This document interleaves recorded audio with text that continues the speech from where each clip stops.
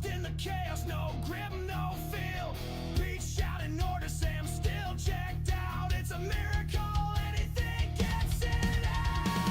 Backfire, it's all a mess. Broadcast the circus, can't second guess. Wobbly kneecap stumbles in the haze. Nobody knows who's steering this craze. Backfire, it's all a mess. Broadcast the circus, can't second guess. Wobbly kneecap stumbles in the haze. Nobody knows who's steering this craze.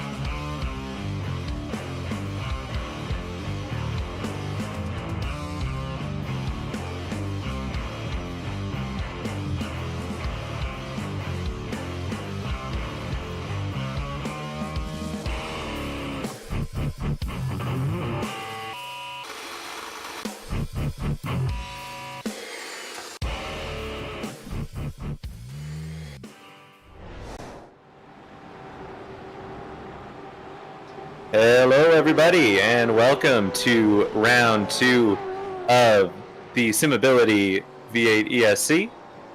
We are virtually at Sunny Road, Atlanta. I am Tyler Newitt. I'm going to be leading the broadcast tonight along with Sam Boozin, who's working the cameras. Say hi, Sam.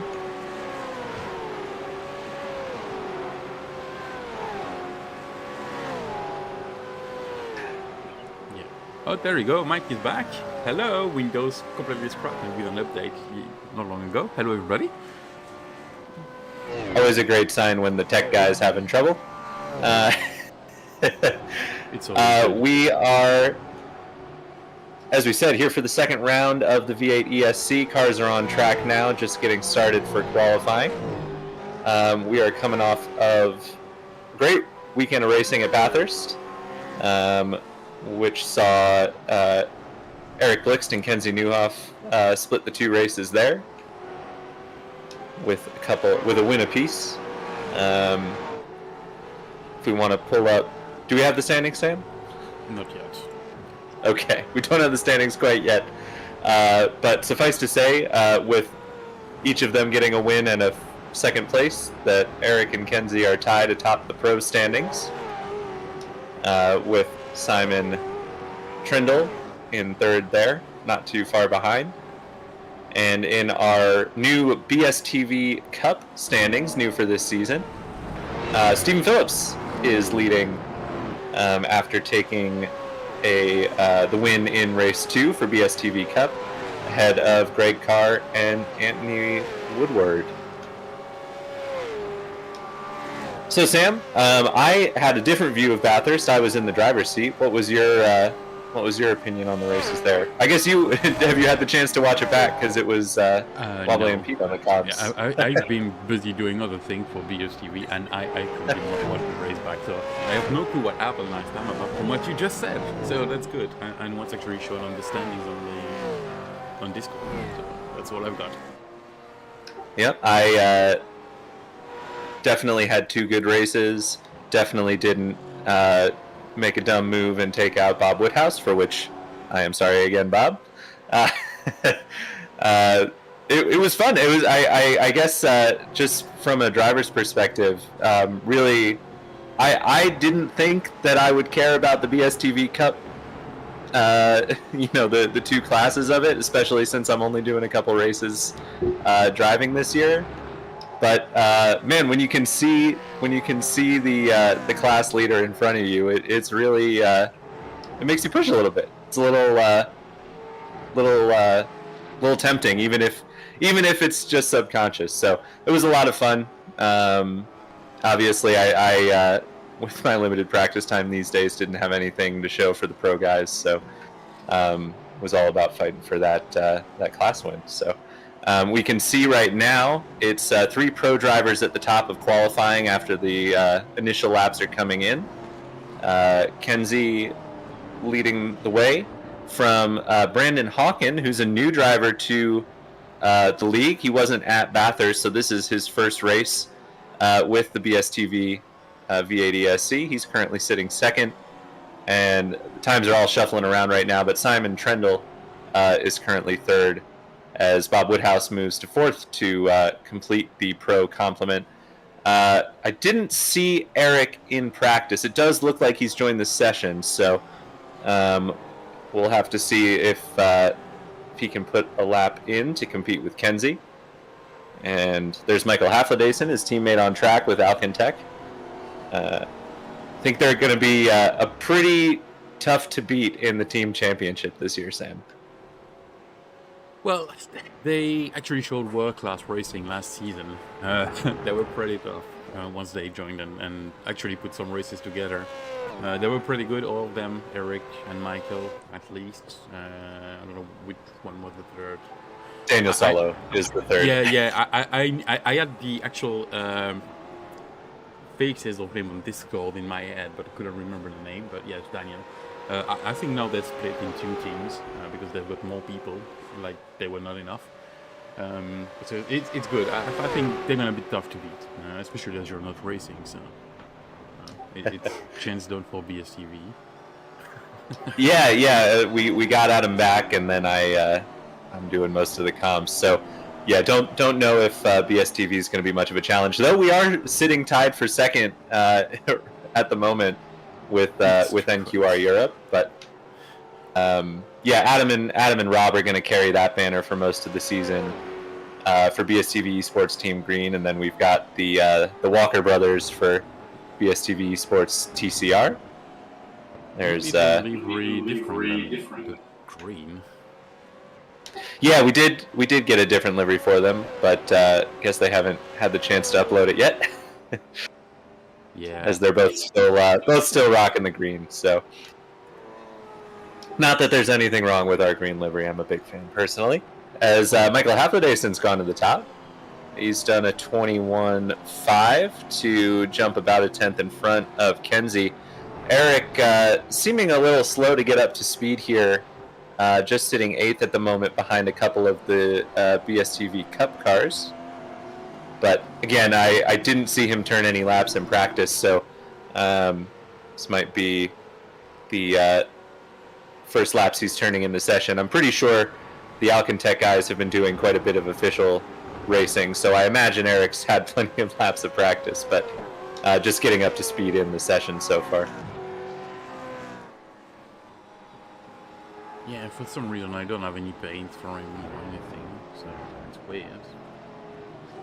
Yeah, it's looking okay on mine, but I forgot to upload this week's paint pack, so that's probably part of the problem. But yeah, now Daniel Solo moves to the top of the BSTV Cup cars. So Alcantech strong all the way around. In 6th place there for Daniel, he leads Ant Woodward and Stephen Phillips, who showed last week they're clear front runners for the BSTV Cup Championship with some really solid performances from Ant and Stephen. Stacy Boyd also there towards the front of the BSTV Cup cars, sitting 9th overall. Now, of course, points are scored based on your overall finishing position, so there's still absolutely an incentive for Daniel, for Ant, for Steven to race with the pro cars, and we saw that last time. That's why I had my incident with Bob, because those points do matter, even though Rob Woodhouse is a pro class driver, currently sitting 5th behind Simon Trendle. We do have a few other new drivers to the series this time around. Or Wow. yep, there's one, Ryan Pandicio. There we go. Sorry, text is small on my screen. Ryan Pandicio and Sergey Kulik, I don't believe, was here last time either. They're currently 22nd and 23rd of the cars on track. Yeah, But as always, I gotta say, Sam, saying my SDK is going all over the place. It's gonna fix itself in the race. I don't know why it does that. Yeah. I'm sorry. that's all right. I'll relay anyone we're looking at where they are for you. But really awesome to see, Sam. 27 cars. That's back-to-back rounds with more than 25, which it's been a long time for the V8 since we've had that. Maybe since the start of the Gen 2 era, I would say. Oh yeah, definitely. Really. It's nice to see so many people on track, especially Absolutely. in the V8, and knowing you're in the booth and there's some people not racing because life, basically. Yep. So yeah, it's great. Yeah, it's really really great to see. Makes it a little bittersweet to be in the booth, all told. But I will be back driving for Adelaide.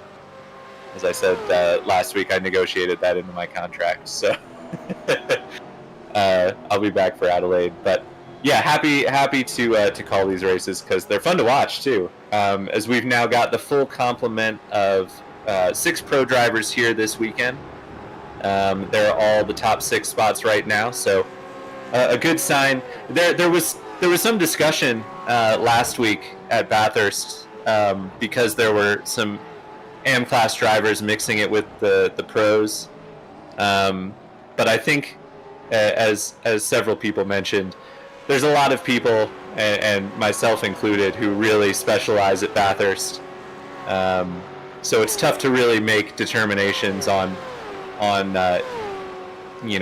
if the paces within the class are correct until we go to a more typical track like Road Atlanta. Yeah, I think the class distribution is done pretty right.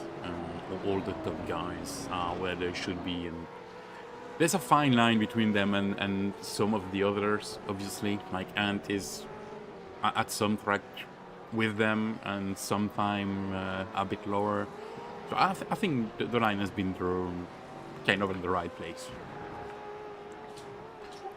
Yeah, that's my opinion as well, and we'll certainly see how it shakes out. And of course, we're open to shifting and changing the classes once we're a bit further into the season. We don't want to discourage anybody. I mean, the whole point of having separate classes so that everybody has something that they're racing for. But I think, certainly looking at this order right now, it feels like we've struck a pretty good balance with those top 6.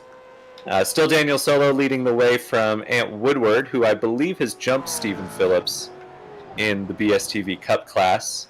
Saw a lot of movement there just now. Stacy Boyd is 10th overall and 4th in Cup, ahead of Tony Klusterman, who jumps up to 11th and 5th in the Cup class. So lot of shifting and changing.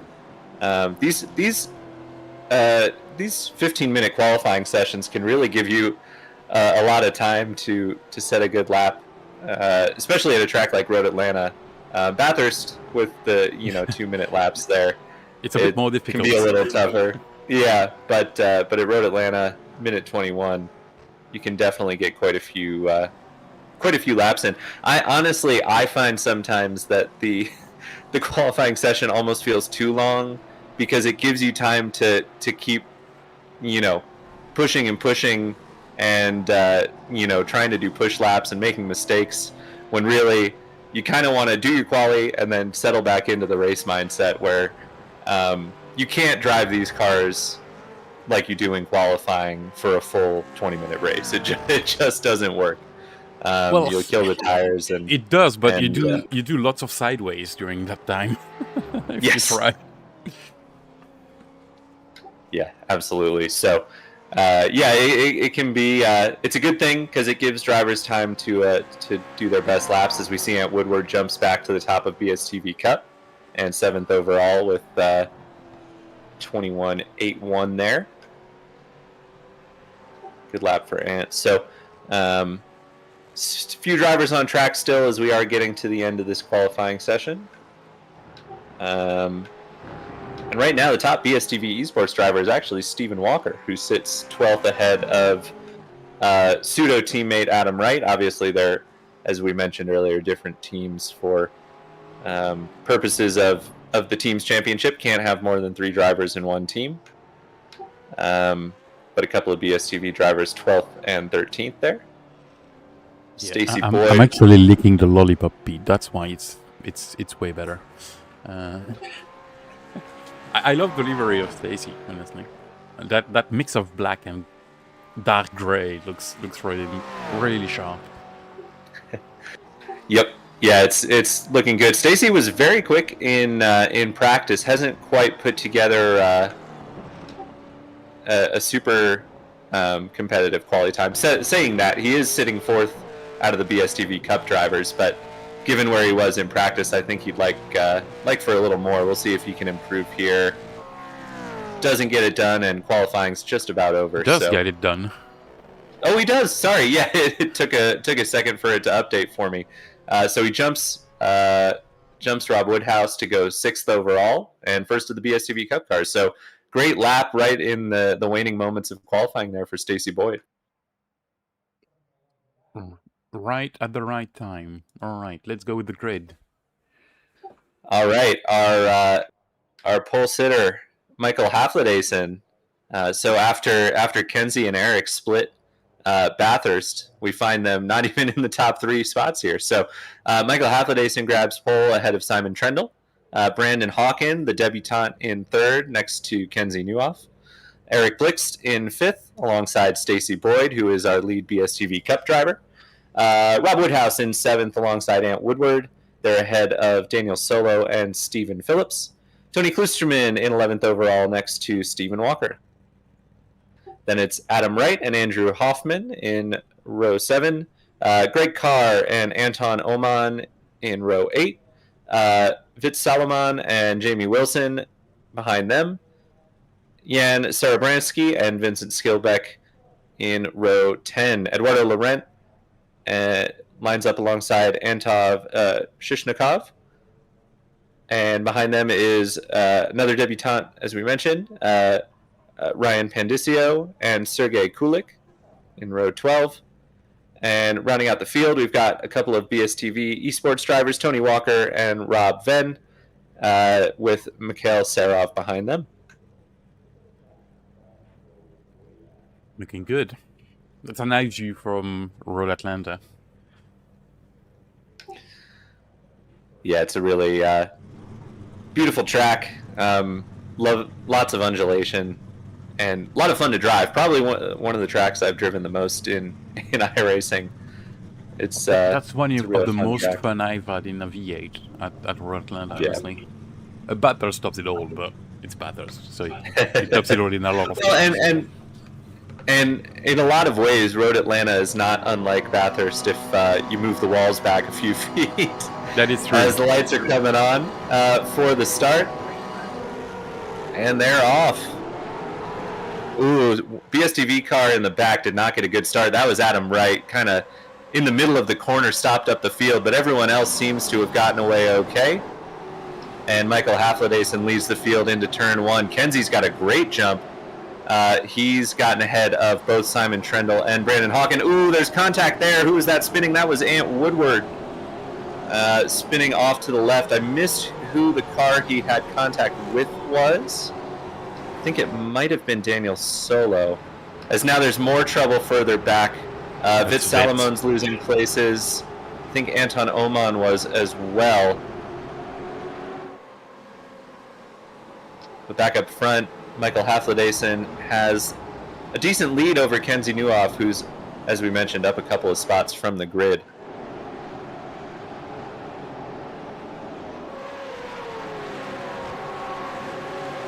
Now, what I want to know, Sam, is why Pete is in the comments of the chat when you told me you were here to give him a day off.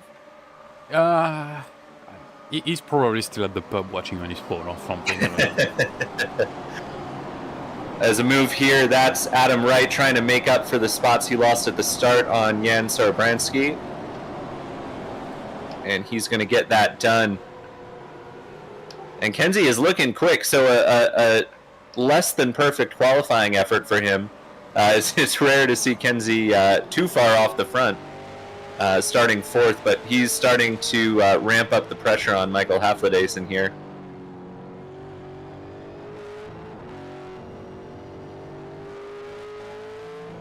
And make no mistake, it was Eric and Kenzie who split up front at Bathurst. Michael sitting fourth in the standings, the pro standings at the moment. He's a serious title threat. We saw it for sure last season. He's not far off at all his teammate Eric Blixt, and as we're seeing here, can even oftentimes be ahead. So definitely worthwhile for Kenzie to put the pressure on Michael, try and get all the points that he can. As we see this battle, that is Ant Woodward, who had the spin at the beginning in a BSTV Esports sandwich here. Rob Venn in front, Tony Walker behind. Is now this is Brandon Hawken going for the move on Rob Woodhouse, trying to make up for his poor start. Started third on the grid, but dropped back to sixth. And just a good battle there. As Jamie Wilson goes for a spin. There was Vince Skilbeck was in the picture as well. I'm not sure if Jamie had help or just got sideways in front of Vince. We'll have to take a look back at that as we've got more action going on.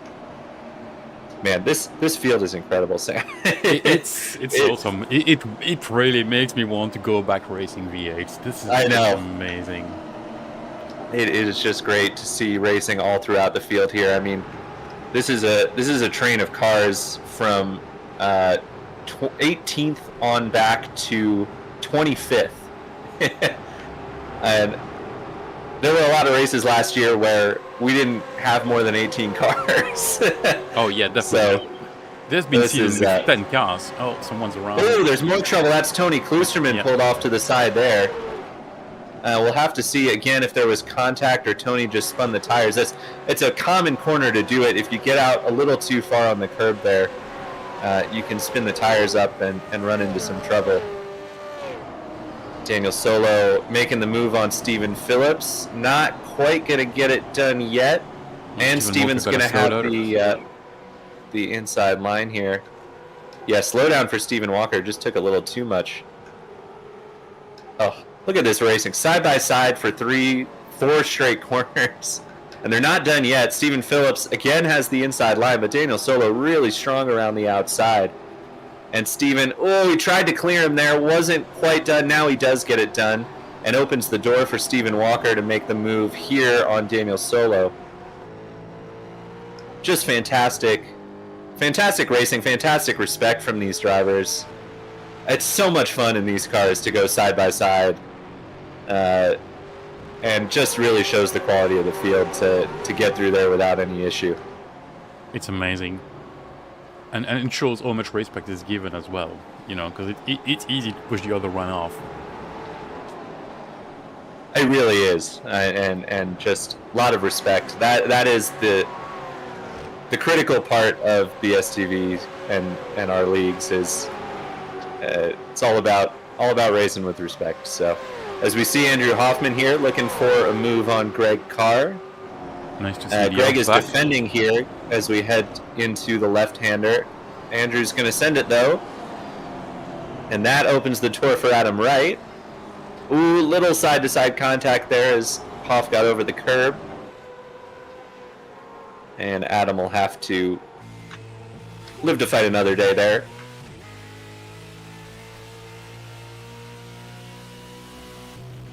As this is calming down a little bit, let's go watch what happened did on Hoff the just orange. blow? I think Hoff just blew his engine. Oh.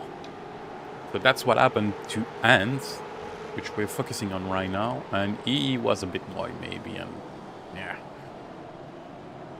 My replays are having all sorts of issues right now. Oh, yeah. That happens sometimes. Yeah. I'm gonna replay it so you can watch it on the broadcast if you have it open, but I Yeah, think it just, thank you. And then I don't know which one it was next to him. One of the Alcantara. Yeah. Daniel. Yeah, I believe it was Daniel Solo, and yeah, that's just yeah, it's working now. Yeah, just a tough break for Ant there. Was running well, but And that's Vit with Andrew. yeah, and I think Vit took. Ooh, oh man, that is an incredible save for Vit. Nice save.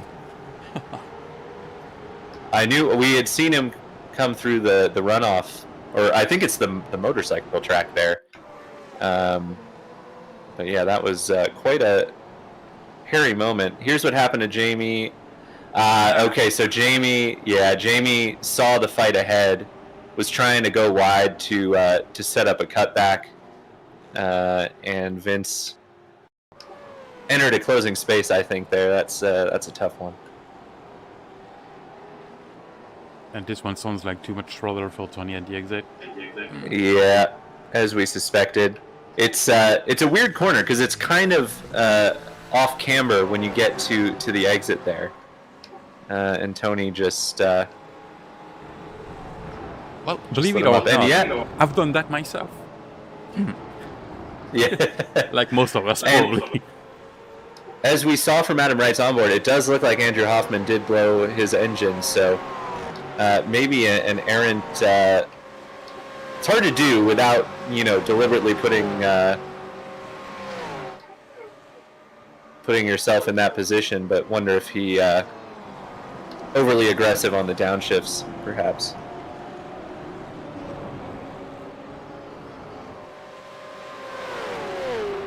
All right, back live here. We're watching Eduardo Laurent. Not quite late enough on the brakes to get the move done there. Good braking from that's Anton Oman, the fourth Alcantech driver. Ooh, big sideways moment on the curb there for Anton. That's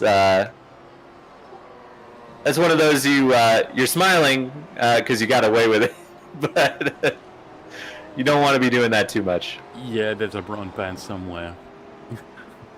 As Jamie Wilson on the recovery here looks to the inside of Serov, who just runs a little wide, and that's back up to 22nd for Jamie.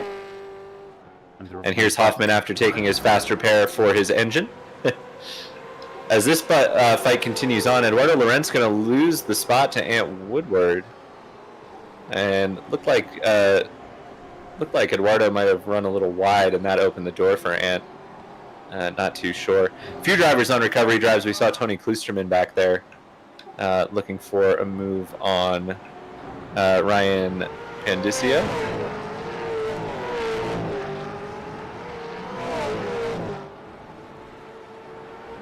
They were not close enough for me to make the camera work properly. That's a shame.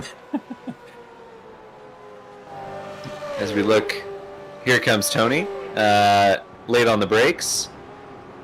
Ryan gives him the room there. But as we've seen, this isn't a done deal. Ryan holds on through the right-hander. Is Tony going to challenge? No, he's going to try for the cutback and see if he can make something happen into turn one. But good defense there from new driver to the league, Ryan Pandicio. As now Tony goes for the move into turn one, and yeah, Ryan's going to let him have that one. So that's a spot back for Tony. And this fight at the front, we saw this last week too, Sam. The fight at the front is not spreading out. I mean, Michael is holding Kenzie at bay for now, but only by a few tenths, and then Simon just a second and a half back, leading this train of cars with Eric Blix and Brandon Hawken. Oh, Kenzie's closing in. Just has a look, but not quite close enough.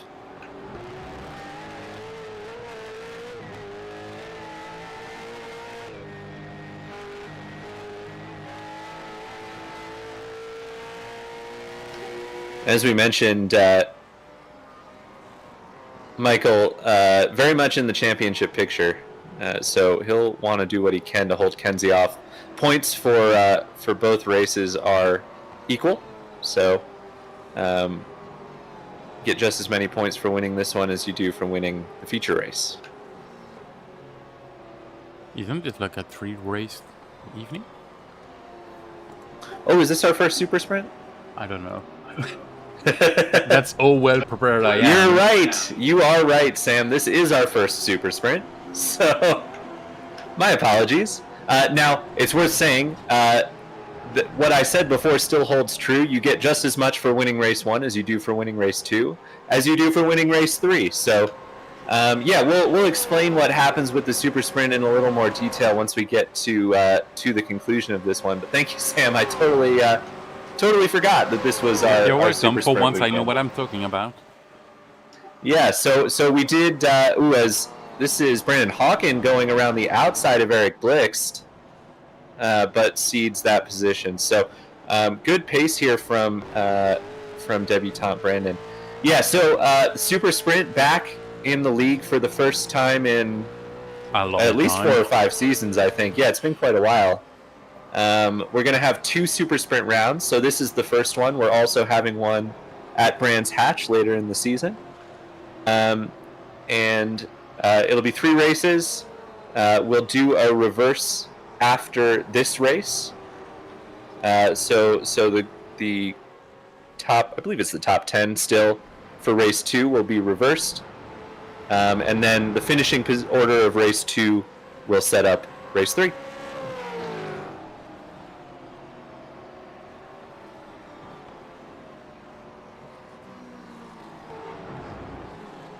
Race 2 is going to be really interesting because not only it's going to make you score points depending on where you finish, but it's going to also put you in the position you're going to start in race 3. So it would be interesting for the championship guys. Absolutely. And as we see Kenzie looking to the outside here, but we know this is a passing opportunity. If he can hold around the outside, we haven't really seen anyone make it stick yet. And yeah, he backs off there. Still a few laps to go here, so Kenzie will he doesn't need to get it done just yet. Just kind of testing the waters here. It's something we see the really good drivers do is, you know, Kenzie will make that move. He'll say, okay, I couldn't make it stick that time. And he'll watch Michael kind of close off the apex. As we see Adam Wright with a move here on Greg Carr. That's for 5th in the BSTV Cup standings. And Adam, I would say, we weren't sure where Adam would end up, as it's been a full calendar year and a half pretty much since he's driven this car. He's very much in contention for the BSTV Cup Championship, I would say. He is. There you go. That's what I was looking for. Position in class. Yeah, thank you there. Yeah, so fifth in class for Adam. As we said, the points payout is based on your overall finishing position, so worth fighting every battle. But at the moment, it's the 6 pro cars leading the rest of the BSTV Cup field here. So yeah, Adam currently 5th in the BSTV Cup Championship standings after Bathurst, as we see a move here. Anton Oman on Eduardo Laurent. So that must have just changed hands because Eduardo was behind. And now gets the move redone. Oh, little contact there. That was Shishnikov on the back of Oman, and now Vincent Skilbeck looking to make it 3 wide here. And Tony Klusterman looking to pick up whatever pieces he can from this. He's following Vince through. Oh, side-to-side contact there. Big save by Anton. Very fortunate to get away with all that. And honestly, that probably made it easier for everybody to survive the chicane there. Yeah, that was actually a good save because, jeez, being sideways, approaching the braking zone, it's tough. Yeah, it's called the back straight at Road Atlanta, but it is anything but straight. And just it's as Tony gets that spot. There's probably not any blame to be apportioned there. Oh, as we see a move for the lead, Kenzie sticks it up the inside, heading onto the back straight we were just talking about, but you can't get the power down there. As we mentioned, it's kind of an off-camber corner that leads onto the back straight, and Kenzie struggling to get the power down. He'll look to what becomes the outside here, and we'll see if he's a little further along and can get the move to stick.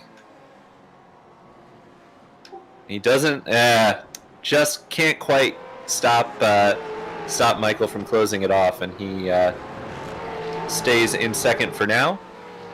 As we see Brandon Hawken looking to continue the pressure on Simon Trendle, who's been under pressure basically this whole race. These three have been glued together. They've exchanged position during the back straight. Oh, and Simon goes wide. And yeah, interesting mistake there from Simon, and he's going to lose both of those spots. So a rare error from past champion Simon Trendle. What I was getting at with that save from Anton, the back straight is not straight, and it's very, very easy for two cars to just kind of converge their lines and drift together as you kind of round the crest of the hill and the corner. And that's what happened to Anton and Tony. Lucky to get away with that one. As the battle for the lead picks up once again, right where we saw it last time. This time Kenzie doesn't try and make the pass onto the back straight, instead settling in. He'll try and get the toe here. Now, it'll be interesting to see if Michael defends here, because we know Kenzie will pop out last minute, dive on the brakes, and that's exactly what he does. No, thinks better of it. Didn't quite get Michael on the brakes, and you know, this is one of those things as we get more and more really competitive drivers. There's a lot of guys in this field that Kenzie would have been sailing past. But the Alcantech drivers, you know, Simon, seems like this new driver, Brandon Hawken, as well, they're so good on the brakes. They're already at the limit every single lap. So Kenzie's not gonna be able to find much extra to make it happen on the brakes. Which makes it more interesting probably for him, but also for us, which is good. Absolutely. He's going to have to try and force him into a mistake, which he's been doing this whole race. And Michael just is not cracked under the pressure. Ooh, big slide there, Kenzie, out of the S's. Easily done if you kind of fall over the gravel trap there. Just dropped a tire and had a slide, but he'll fight back. As I think we'll be coming to the white flag this time. I was just about to say exactly the same. Good call, Tyler. Yep, coming to the white flag in race number 1. This battle pack, several recovering drivers. We've got Jamie Wilson and Vincent Skilbeck both making their way back through. Actually, Vince is up a spot from where he qualified, so just Jamie recovering here as he looks like he might get the move done on Kulik here. Oh! That was an interesting one. I think Jamie was trying to cross him up, and Kulik braked a little earlier than Jamie was expecting there. Just a little contact, no harm, no foul, and they continue on. As this is the battle for the second place on the BSTV Cup podium between a couple of Stevens. Stephen Phillips leading Stephen Walker. And this is going to come right down to the wire, as will our battle for the lead. So, Stephen Walker pushing Stephen Phillips hard here. Stacey Boyd's kind of run away with the BSTV Cup class win. But solid battle for second as we jump back to the overall lead.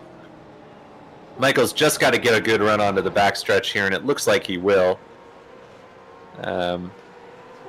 Kenzie probably not going to want to risk sending it here, because if you miss the reverse, as we were talking about, you compromise basically race 2 and race 3 if you're not able to get back to a good starting spot for race 3. So we'll see. Kenzie doesn't look like he's going to attempt a crazy send here. Did get a good run into the final corner, but it's going to be Michael Haflidason who takes the win in race number 1 at Road Atlanta. Big slide across the line. And Kenzie will settle for second as his teammate does the exact same thing. Eric Blixt with a huge sideways moment. Stacey Boyd grabs the BSTV Cup win in front of the pair of Stevens, Stephen Phillips from Stephen Walker.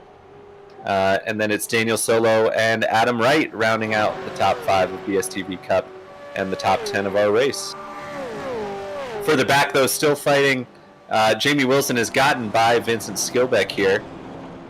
So that's back up to 19th for Jamie Wilson and 20th for Vince. Anton Oman after that big save, is going to bring it home in 18th. There's Ryan Pandicio, our one of our new drivers. Tony Walker, bringing it home for BSTV Esports in front of Rob Venn. And rounding out the field, we've got Jan Sarabransky in 25th. Andrew Hoffman with a freshly repaired engine brings it home 26th. Honestly, pretty impressive. He managed to keep it with the rest of the field. On the same lap, yes, definitely. Yeah, on the same lap, and Sarov in 27th here. Missing a front bumper, but that won't stop him from finishing the race, and that's what we like to see. Trucking it out to the line even with a little bit of damage.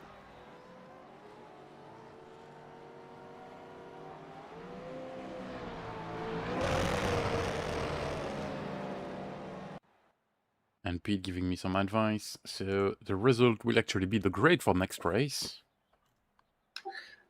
We had it backwards. So this sets the grid for race 2, and it'll be reversed for race 3. Is that what it is? Apparently it is. Well, thank you, Pete.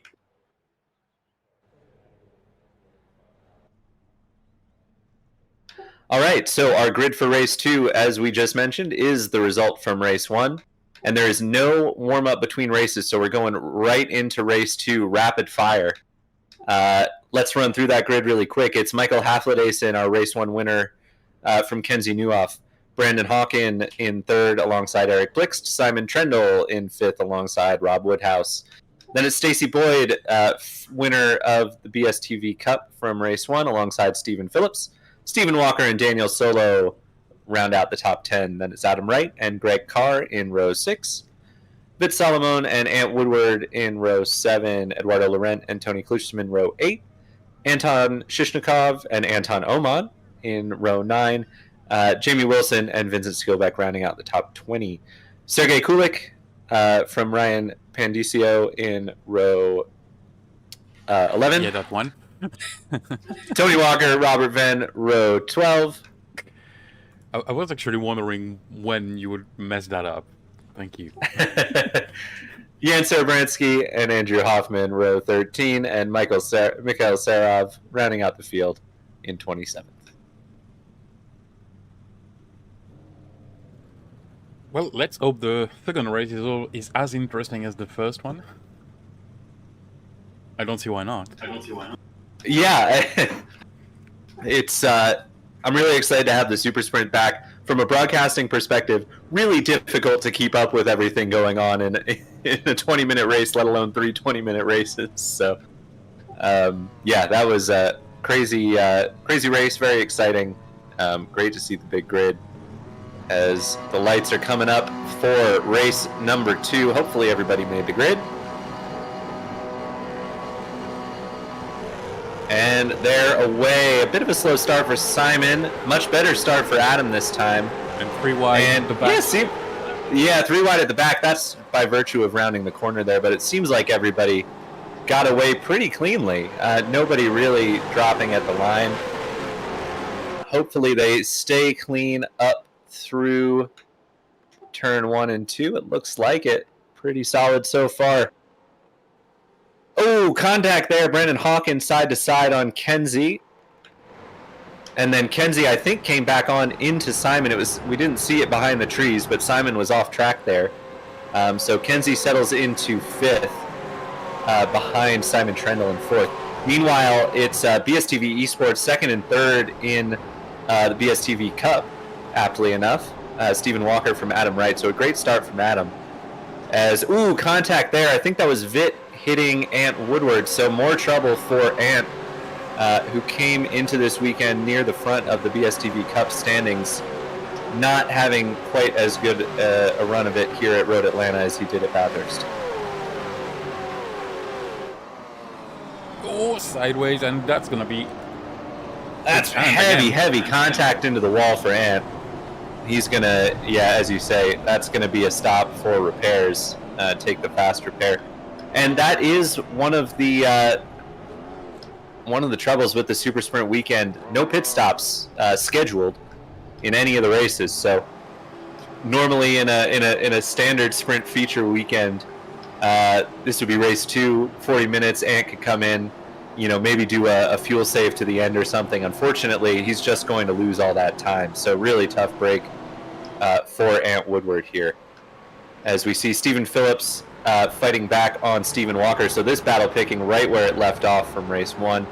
But Adam Wright up 3 spots from where he started, currently second among the BSTV Cup drivers and 8th overall. So great start for Adam here, moving forward.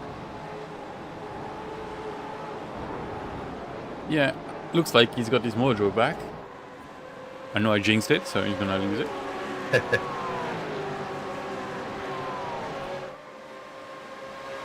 As we see Kenzie working his way back forward, trying to pressure Simon Trendle here, goes for the move. But as we said, these top drivers are so good on the brakes. It's really tough to make a send happen there. As we see Stephen Walker not giving up here, putting the pressure on Stephen Phillips. Ooh, just a little nudge there. And further back in the pack, that's Ian Sobransky on Ryan Pandicio. And that'll be good for 22nd place for Jan, so moving up from his starting spot of 25th. Simon continuing to defend on Kenzie here.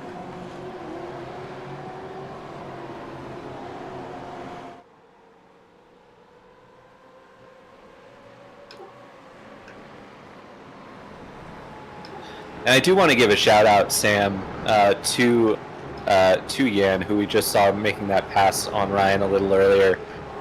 He's one of a number of drivers who have been kind of leading the charge in our Discord to try and get more participation in the officials outside of the usual time slots. And I think it's hard,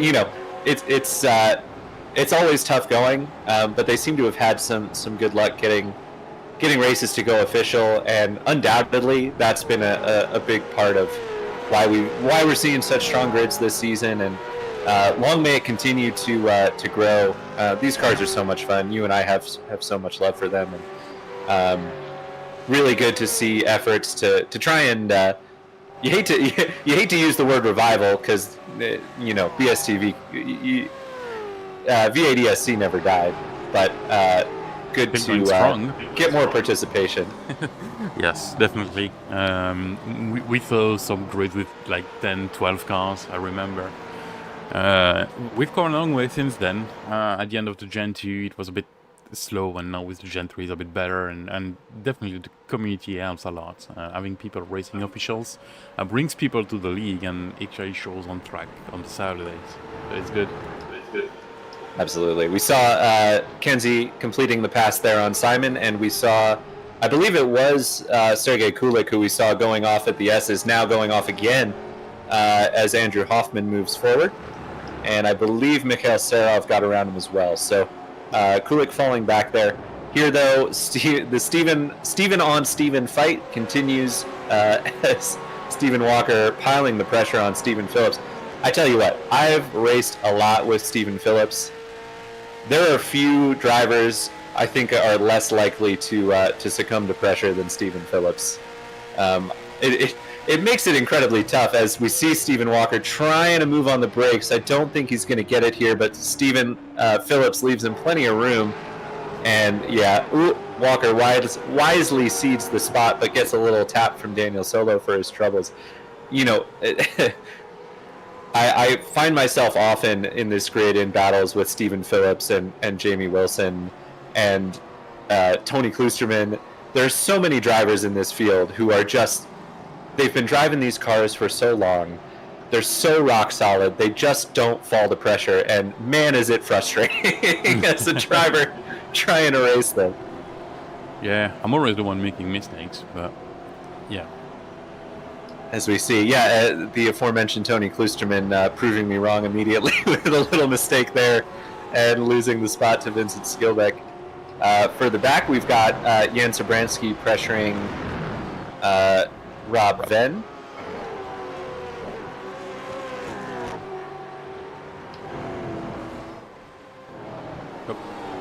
Rob had a good weekend at Bathurst, I think, a pretty strong showing, but doesn't seem like he's quite got the pace here. And you know, the case for Rob. Ooh, that's a spin? Ooh, that's Rob. So did we have contact with Jan? I'm wondering. Or did Rob do it on his own? Let's see. So Jan, ooh, goes for the move. Ooh, yeah, a bit of a late move from Jan, and in a corner where you're not really braking all that much, that's yeah, that's a tough one. Try and put my teammate bias aside there, but yeah, not sure that was on for Jan. Yura says a bit naughty on the chat, so I guess yes. You managed to put aside the teammate affection. Yep. Yeah. But what I was going to say for Rob, I think holds true for quite a few of the drivers here, the non-pros, as it were. But you know, a lot of these drivers just really don't get a ton of time to practice, and it's usually the hour before the race, if any, that they're driving these cars. And so it really is hugely track dependent, because every driver's got tracks that they're better at and tracks that they're worse at. So you may rock up to Bathurst and have a great run, and then show up to Road Atlanta, and all of a sudden you're way at the back, and it's just a case of, you know, being tracks that click with you or tracks that don't. And again, that's, you know, drivers like that are part of the reason that we added the BSTV Cup Championship in the first place, right?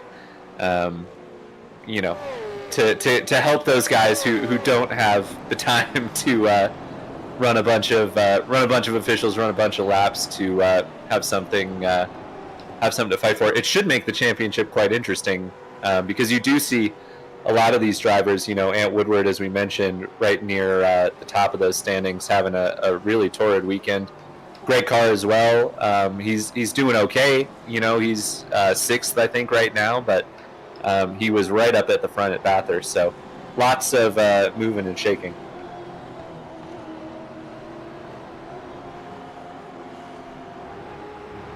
As we see here, Vit Solomon putting the pressure on Vincent Skilbeck. Not often you see two V names racing together, Sam. True. There's not a lot of V's. Yeah, that's. I think they're the only two, and they're together on track. That's nice. Yeah, yeah. It looks. It's. We got the Stevens racing each other. We've got the V's racing each other. We had the two Antons starting right next to each other at the start of this race. So, yeah, quite a bit of. I don't know, namography going on.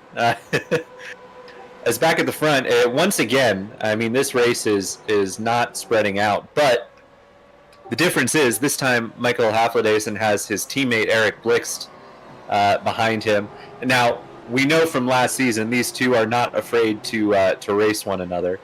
So I don't mean to say that it'll be smooth sailing here for Michael, but you'd definitely rather have your teammate than, say, Kenzie Newhoff behind you. Oh, definitely, because you probably they're definitely in the same chat, so they're actually talking to each other. So if something happens, they will manage to figure out quicker than with Kenzie, which is probably not in the same chat and will actually go for a move that might and less well, let's say. Although is, you know, not saying he's gonna try to wreck anyone, but less friendly moves. Let's call it like that. Absolutely. We saw there, that was Anton Shishnikov getting the move done on Eduardo Laurent. That is for 14th overall. And I'm not going to do the math to figure out where that is in the BSTV Cup standings. Let's say 8th, probably? Yeah, there it is. All right, I did do the math. I lied. And behind them, the flying V's of Vincent Skilbeck and Vit Solomon closing that gap down. And now Tony Walker going for a move here on Anton Oman. Just battles throughout the field here. Good move on the brakes. Can Tony get it stopped? He can. Great move from Tony Walker to grab the spot. Oh, but he lights up the rears on exit. And good awareness from Anton Oman there to not run in the back of him. Could have been big spin there for Tony. Anton's got the run here, though. He's gonna... Oh, nope. Decides not to take a look up the inside. Maybe that's just a case of, you know, maybe Tony's quicker and just wants to settle in and try and gap Jan Sobransky, who's coming up quick behind there.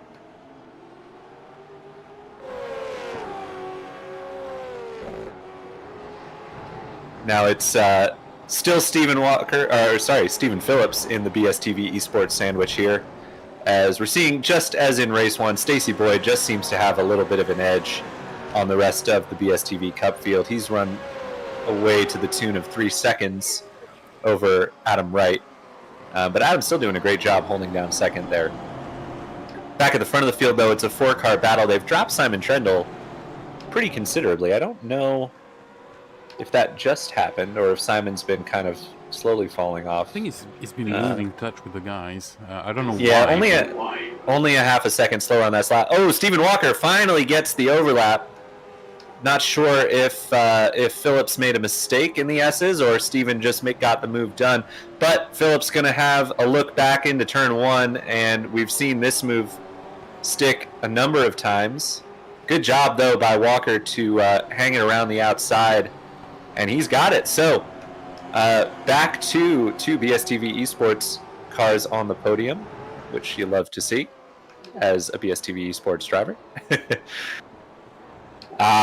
Just a little deep on the brakes was Stephen Phillips. Tried to keep it slow at the apex, but Stephen Walker with a brilliant cutback. Just phenomenal driving.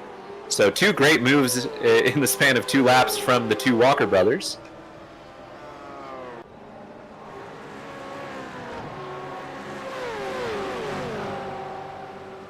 And up front, Eric still sitting, stalking his teammate. But you do get the sense that he's not going to try anything risky as long as Brandon and Kenzie are there. And you don't get the sense that Brandon and Kenzie are going anywhere. They already seem to be matched pace. Well, you're going to translate that for me, but you get what I mean. Yes. Yeah, that last time around it was a 22.4 from Michael, a 22.4 from Eric, a 22.4 from Brandon, and a 22.3 from Kenzie. So, just, yeah. You can look at your screen and see they're all doing the same lap times, but just to give you the numbers for that. As it looks like Jan Sobransky is continuing to make forward progress here, up 5 spots in this race. He's 20th now. Gotten ahead of Anton Oman and Andrew Hoffman.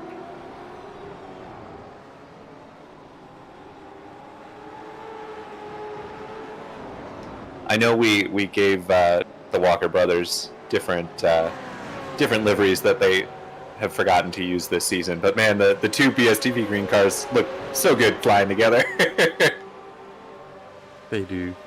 That livery looks sharp on the Mustang now. It sure does. Yeah. For once, everyone has agreed to run the same car, not on purpose. We just all happened to pick the Mustang, so it really worked out. It worked out well this season. So Kenzie now putting the pressure on Brandon Hawkins. So I mentioned last time around Kenzie was a 10th quicker. That time they were actually all pretty much identical 22.5s. But when you're all running identical laps and you're all right together, just little tiny ebbs and flows can mean having a look or attempting to make a pass. And Kenzie just putting the pressure on. It's really tough to say how much anyone in that group is pushing right now. A little wide there for Adam Wright, and Stephen Walker thought about having a look, but not much you can do down through the S's. Well, it does look like Adam at the edge of the start probably cooked his tire because he's not used to it anymore. And now he's falling back a little bit, and the 3 guys behind him they are now a bit quicker. Yeah, you certainly get the sense that Adam is the cork in the bottle here. But, I mean, as we mentioned, it's not like Adam is way, way slower than the guys behind him. It's more so that He's just a little bit slower, and I think this is a agreed upon maneuver as he lets Stephen Walker through. But Stephen Phillips thinking about it on the brakes. Adam had to go deep to defend. Can he hold on to Stephen Phillips? Try the same move that Stephen Walker did on him. He does. Oh, little bit of contact, and Stephen Phillips got the overlap now. Oh, Adam just closes the door. And that's going to open the door for Daniel Solo. Really, really good racing here.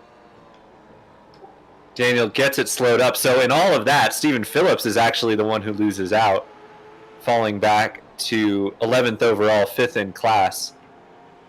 And you can see, yeah, you definitely, as you said, spot on, Sam. Adam clearly cooked his tires at the start of this one because Stephen Walker is running away all of a sudden. Yeah, but really interesting battle, and even with the small touches and stuff, it still looked really clean. I'm sure they're having fun. Yeah, and I'm just, as you do periodically, just looking at the timing tower here. And, for as much as we love this league, there are definitely times in the last couple of seasons where there were drivers who were just off on their own. I mean, it's happened to me, It was, deep on the brakes is Tony Kluserman, and Vit Salomon's going to get that job done. Not sure if there was contact in the braking zone because it looked like Vit was awfully close, but Tony's going to lose that spot. There's no one in their own world. Maybe Simon Trendle, you could argue. So it looks like Tony had just gotten the pass done. Vit sent it. No, I don't think there was contact there. Tony just deep on the brakes, and Vit deep on the brakes too, just not quite as deep as Tony, and got the job done. So, yeah, outside of maybe Simon Trendle, everybody here on track is in a battle, and that's really, that's awesome. It's the, the old cliche, the rising tide lifts all boats, but, the more drivers you get in, the more battles you have, the more fun everybody has. So, yeah, definitely. I know I'm beating the dead horse here, but just really, really excited for how this grid is shaping up. It's really awesome.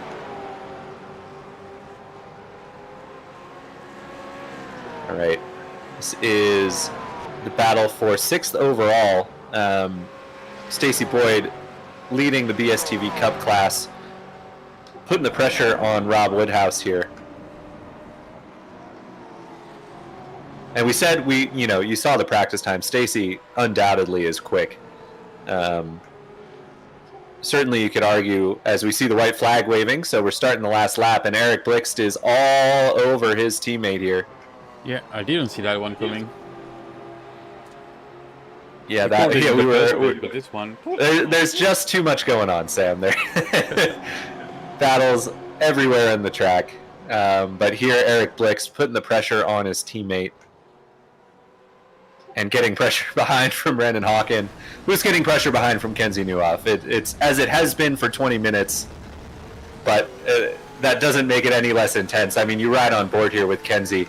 These guys are pushing. This is not just riding in formation, setting the grid for the next race. These are hotly contested positions. Kenzie goes for the lunge.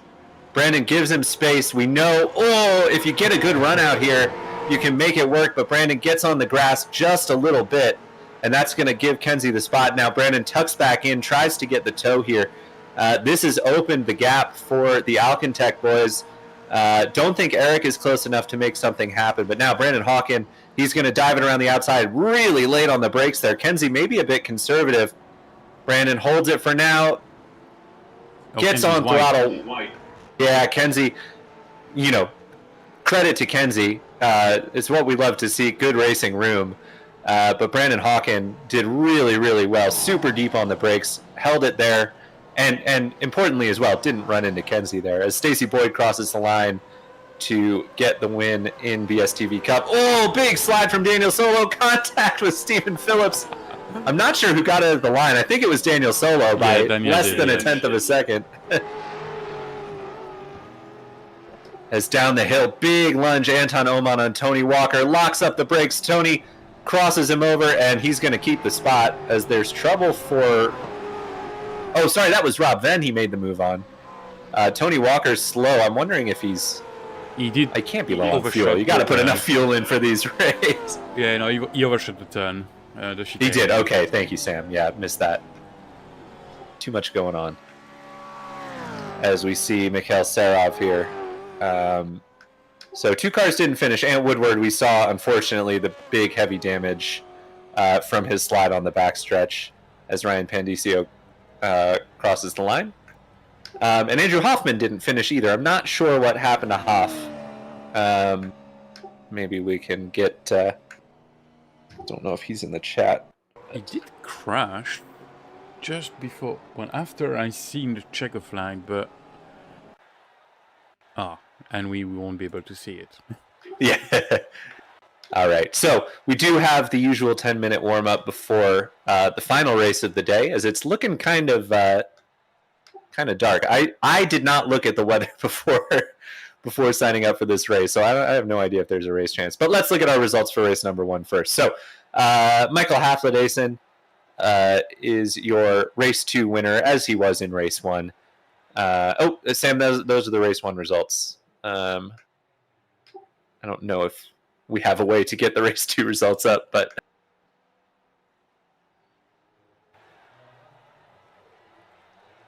stand by. Still on warm up, so you got plenty of time. Oh no, you went through all of it. Sorry. You've got the race 1. We've got the race 1 results up on my screen at least. Yeah. Sorry. My bad. Yeah, I read each one and I was like, yeah, that's the one. I know it. I plugged it over, but didn't. There we go. Michael Haflidason, your race 2 winner, ahead of his teammate Eric Blix. So as we mentioned, Alcantech crushing the team championship here.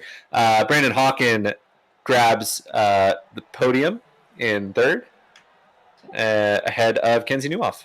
Then it's Simon Trendle, Bob Woodhouse, rounding out the pro field. Stacey Boyd gets another BSTV Cup win, and honestly, I think he's going to be pretty tough to top in race number 3 as well. Though we'll have to wait and see. Then it's a couple of BSTV esports drivers rounding out the BSTV Cup podium. Stephen Walker in 8th, Adam Wright in 9th, and Daniel Solo rounds out the overall top 10. Stephen Phillips, really phenomenal drive, but couldn't quite overcome that group he was battling with. Ends up 11th overall, 5th in BSTV Cup. Greg Carr brings it home 12th ahead of Jamie Wilson. Anton Shishnikov with a P14 ahead of Eduardo Laurent. Vincent Skilbeck brings it home in 16th ahead of Vit Salomon. Flying V's sticking together there. Tony Klusterman, we saw that late incident with Vit, comes home in 18th ahead of Jan Surabransky and Tony Walker, rounding out the top 20. Then it's Rob Venn in 21st, Sergey Kulik in 22nd, Anton Oman, Ryan Pandisio, and Mikhail Serov rounding out the finishers. And as we mentioned, Hoff and Ant Woodward did not finish. They end up in 26th and 27th, respectively.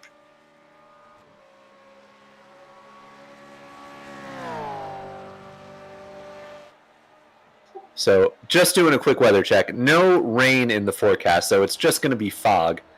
But yeah, not looking too bright out there, right as it was in race 1 and race 2.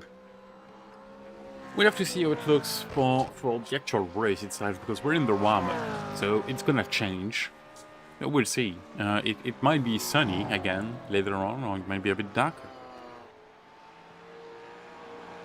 Yep, as we see Stacey Boyd turning some laps here, and turning some really competitive laps. I mean, we saw in the first 2 races, Stacey seems to really gel with Road Atlanta. He's got a leg up on the rest of the BSTV Cup drivers here, but a 22.5, I mean, that is right in line with the race lap times of all of the pro drivers, pretty much.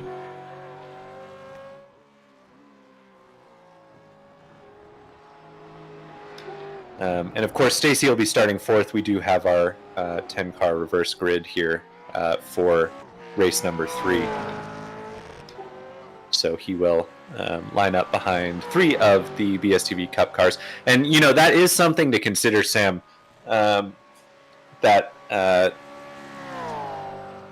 really, we weren't tracking it closely, but there was quite that battle going on between, as we saw, Stephen Walker, Adam Wright, Daniel Solo, and Stephen Phillips. Yep. And, you know, we mentioned Stephen Phillips losing that spot to Daniel Solo right at the end there. That's really meaningful for this race number 3, where we invert the top 10 overall finishers from race number 1, because it means that Stephen Phillips is going to start 11th, while the 3 drivers he was racing are going to start 1st, 2nd, and 3rd. Well, I don't know if it's reverse 10 or if it's reverse 8, because Pete seems to say it's reverse 8, but you might be able to tell in the session yourself. And you are correct. So, yeah, I'm looking at it right now, so Pete is correct. It's almost like Pete knows what he's talking about, so... Yeah, weird, right? First time for everything, but... so it's Pete's first yes, time at 65 years old. But he's not 55, he's 65, sorry. No. Yeah. And of course, Pete made all these decisions unilaterally, and we definitely weren't involved in the discussions when these rules were being formulated. So, I yes, just do what he tells me to do. That's it. Exactly. I don't get involved with him. It is a top 8 reverse. So, actually, what the most meaningful pass was in that battle that we were watching was when Adam Wright let Stephen Walker through, because that was essentially pole position for race number 3. Obviously, you know, it was the right call by Adam to let Stephen through. You know, teammates there, and Stephen clearly had the pace, and you don't want to risk fighting and losing even more spots. So it was a prudent decision by Adam. But what it does mean is that we're going to have a front row of Stephen Walker and Stacey Boyd, and that's going to really help them for the fight for the BSTV Cup Championship. It is really interesting having only 6 or air quote pro drivers. That means we'll have 2, as you said, BSTV Cup drivers in front, and that's a big gap to make on everybody else. Because in 20 minutes, it's going to be a tough ask to all 6 pro drivers to go through, especially Stacey, because we've seen he's been like on the back of Bob Woodhouse. So it's going to be interesting. Yeah, and as we mentioned, points are for your overall finishing position. So Stacey did miss round 1 at Bathurst, but you do get a drop round, so he's still very much in the fight for BSTV Cup points, assuming he can make the rest of the races. And if he can get an overall podium even, you know, that is huge. That's going to be massive in the points.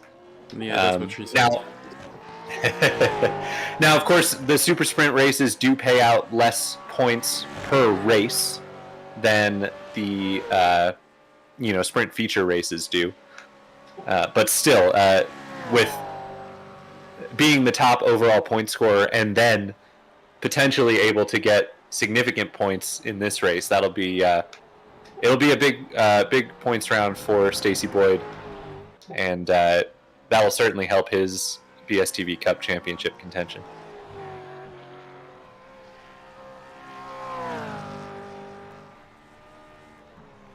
I don't know if you've got the YouTube chat, but Yura just made the funniest joke ever. I don't think Pete is still in the pub, but yeah, that would be funny.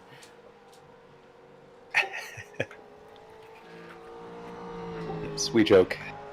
Pete is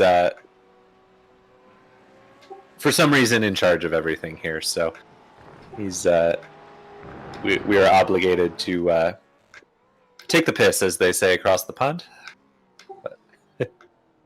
Yeah, easy one gonna take care of the website from now on, so I don't have to do it anymore. Oh, great! Oh, go to hell. That oh great was so much from the house. Jeez, that hurts. Well, I more just meant, then you can get back to racing. So if Pete's doing everything, then we can stop worrying about doing the broadcasts and the admin stuff, and we can just drive. Yeah, I'm actually not racing, not because I'm coding, but because I have other things going on. But yeah, sure. We need to get this race started.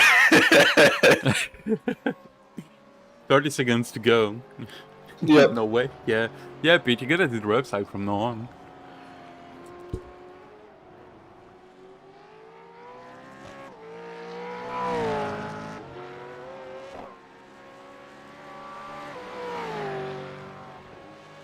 Just a few drivers setting lap times here. Many do get out on track and do pit stop practice, but no pit stops in a super sprint weekend. So that kind of probably the reason we didn't see any of that. Yeah, that's actually what I used to do in the practice. Just go out, try 1 or 2 pit stop depending on the length of the track. If I have time for 2, I could do 2, and then give myself like 3-4 minutes before the race to take care of stuff, Yeah, my routine is 2 pit stops and 2 practice starts. Definitely can still do the practice starts, but honestly, everybody seems to be starting pretty well except for Adam in race 1. So seems like everyone's getting the hang of it. As we've got our grid up for race number 3 of our first super sprint weekend of the season. And it'll be Stephen Walker leading the way from Stacy Boyd. As we mentioned, the top 2 are BSTV Cup drivers. They will lead Bob Woodhouse and Simon Trendle in row 2 from Kenzie Newhoff and Brandon Hawken in row 3. Eric Blixt and your race 1 and 2 winner, Michael Haflidason, in row 4. Then it's Adam Wright and Daniel Solo rounding out the top 10. Stephen Phillips and Greg Carr in row 6. Oh, yeah, row 6, not 6th position. Sorry, my bad. Row there we go. 6. Jamie Wilson and Anton Shishnikov in row 7. Eduardo Laurent and Vincent Skilbeck in row 8. Vit Solomon and Tony Klustum in row 9. Jan Sarabransky and Tony Walker round out the top 20. Rob Venn and Sergey Kulik, row 11. Anton Oman and Ryan Pandisio, row 12. Mikhail Serov and the Hoff in row 13. And Ant Woodward rounding out the field in 27th. Hopefully Ant can make some forward progress in this one. He is on the grid, which is good news. And I saw he was in the chat as well. So hasn't rage quit yet. Yeah, do you actually know who the off is? The Hoff, Andrew Hoffman. In BSTV, but the actual one. Yes, I know who the Hoff is. Yeah, good. I hope everybody in the chat knows who the Hoff is. Both Hoff. Yes. As lights are coming on for race number 2, can Stephen Walker and Stacy Boyd get a good jump and lead the field away? Looks pretty even so far.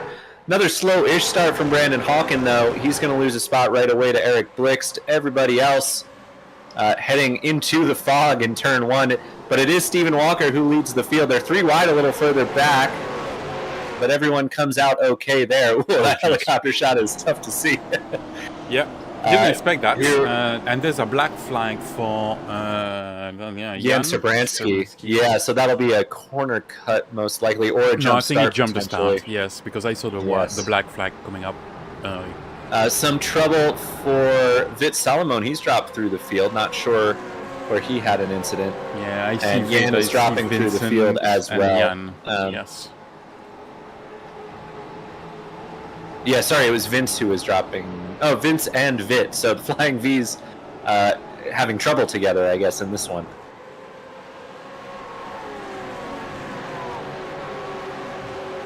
Further up at the front, though, things are as they started pretty much. We mentioned Brandon Hawken with a bit of a slow start. He's down 2 to Eric Blix and Michael Haflidason. Adam Wright, also a bit of a poor start. He's lost a couple of spots. Traded places with Stephen Phillips, who is up to into 9th at the moment, but everyone kind of keeping their order as well. And, you know, you mentioned, Sam, that it's going to be tough for everybody to get through the field, especially with Stacy Boyd's pace as Stephen Walker leads the first lap of race number 3. But the part that is implied in that, but we didn't explicitly mention, is that in a normal sprint feature weekend, we do a top 10 reverse grid, which will often put the BSTV Cup drivers towards the front. But there's a pit stop, and very often you will find that the pro drivers spend the first half of the race saving fuel so they can jump the slower drivers who started in the pit stop. That's not going to happen in this race. This is a 20-minute sprint race. They're going to have to do it on track. And we know how fast Stacy is. Steven seems pretty competitive on pace right now, though he's under pressure from Stacy at the moment. It's going to be tough. It's gonna be tough, but I think Stacy's. I hope I'm not jinxing this, but Stacy got a good shot at the win because they were like not far off the lead pack of the pros. Actually fighting with Bob Woodhouse, as we said. So there's something to play. Steven was a bit further back. Stacy not wasting time, but not able to get the job done. Good fighting at the front here. Simon defending hard from Kenzie into turn 1, but also making a pass on Rob Woodhouse here. So Rob, I think, is unfortunately going to get freight trained here as he's on the outside. Loses 1, 2, 3, 4, 5 spots. 6, 7. 6. Yeah, I don't know if Rob's got an issue here. I thought he was just kind of letting the cars through. I think his pace not quite there with the top of the top, but yeah, that was a strange one, honestly. Wait, that's a 7-1. He's going to lose more. Yeah, that's Adam Wright with a great move around the outside, trying to get it done on Daniel Solo here. Oh, he closed it off without being clear, and that's going to cost Adam some spots. Daniel was very much alongside there, but I don't think Adam knew it. No, your Tyler knew it. Sorry, that one was too easy. Alright, apparently the pub wants to know what happened at the start, so we're gonna go watch some incidents. Yes, we mentioned... Oh, my replay's jumping around, so I'm gonna have to watch it on the broadcast with everybody else. A small tap on the inside. For Eduardo. Yeah, so that was... Was that Eduardo going around, or was that Vit? It was Eduardo going around. So now we're watching Vit, which is a bit after that. So trying to move on the inside, and he just got a little bit in front of Vincent, which actually goes around 2, and much worth. Yeah, Vince was kind of in the middle of the track, but he was very much there, and Vit just kind of shut the door, similar to what we just saw with Adam and Daniel Solo. Just unfortunate incident. So that's, I think, where Yan got the penalty. I don't think it was a jump start. He massively cut the corner there to avoid that incident. I think he did get a jump start. Where is Yan? Okay, let's take a look here. There you go. Oh, yeah, okay, yeah. That's a jump start, unfortunately for Yan. So, tough break for new driver to the series this season, Jan Sarbransky, but he served that penalty. He's back out on track. Meanwhile, at the front, Stephen Walker still holding on to the race lead as Stacy Boyd makes another attempt, and behind them, Kenzie Newhoff tries on Simon Trendle. Doesn't look... Yeah, Kenzie makes it stick. Stacy does not yet. Oh, as Simon gets turned, I think, off the nose of Michael Hafladace in there. Big trouble for Simon Trendle. Stephen Walker, though, hanging on to the race lead. Kenzie dives to the inside of Stacy Boyd, and this is big. If Kenzie can jump Stacy, I don't think Stacy's going to make it easy, although, similar to what we saw with Rob Woodhouse, Stacy's stuck on the outside here, so at least Eric should be able to get through. And does. Now Michael Hafladace trying to follow side by side down the hill. Everybody makes it out okay. But yeah, that is a big move for Kenzie Newhoff, getting around Stacy Boyd, who we thought was a real threat in this one.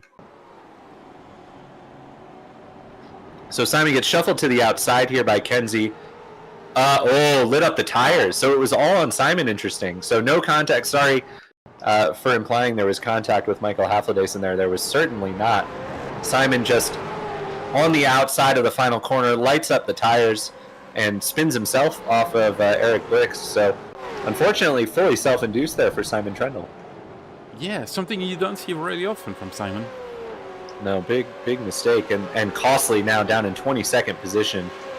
That's going to really hurt his championship chances. Of course, there is a drop round, so Simon could stow this one away, but you don't want to be committing to your drop round in the second round of the season.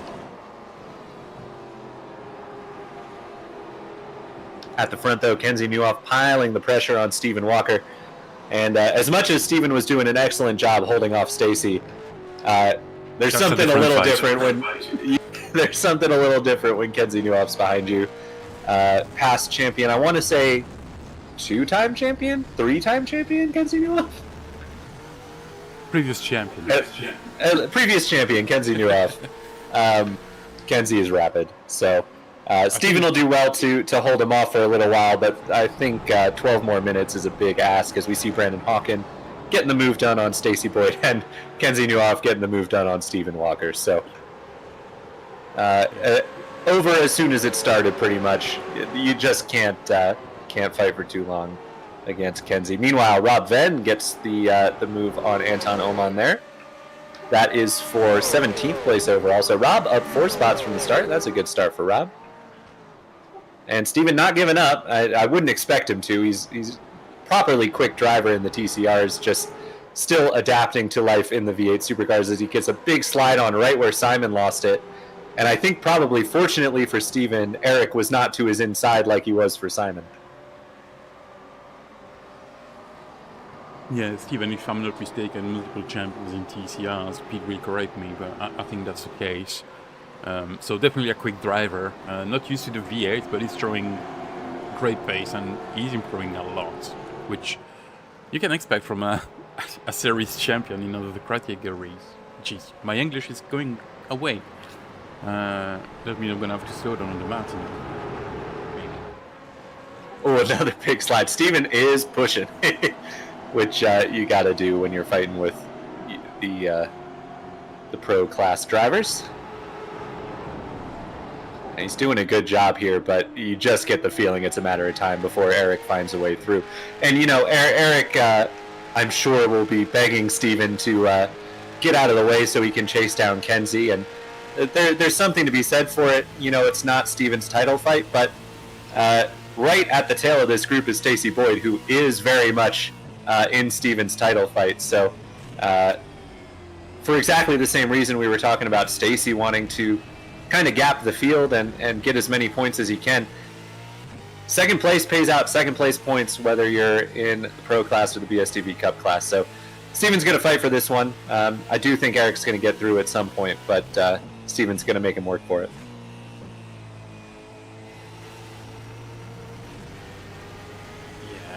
Yeah. Well, Steven seems to light up the rear tires a lot in the corner, so I'm not sure it's going to pay off at the end of the race, but he's actually doing a good job right now. Yeah, we really saw Adam struggling at the end of race number 2, which is why he needed to let Steven through in the first place. So wonder if the same will happen to Steven, or he'll be able to hold on to the tires like he did in race 2. Meanwhile, nope, this is still a lead battle. Sorry. There's so many BSTV cars and Alcantech cars in the race this week. I thought we were jumping around there. So, Steven continuing to hold off. And honestly, you know, he is losing time to Kenzie, but it's not dramatic. He lost about 4/10 that last lap. The gap now just out over a second. So...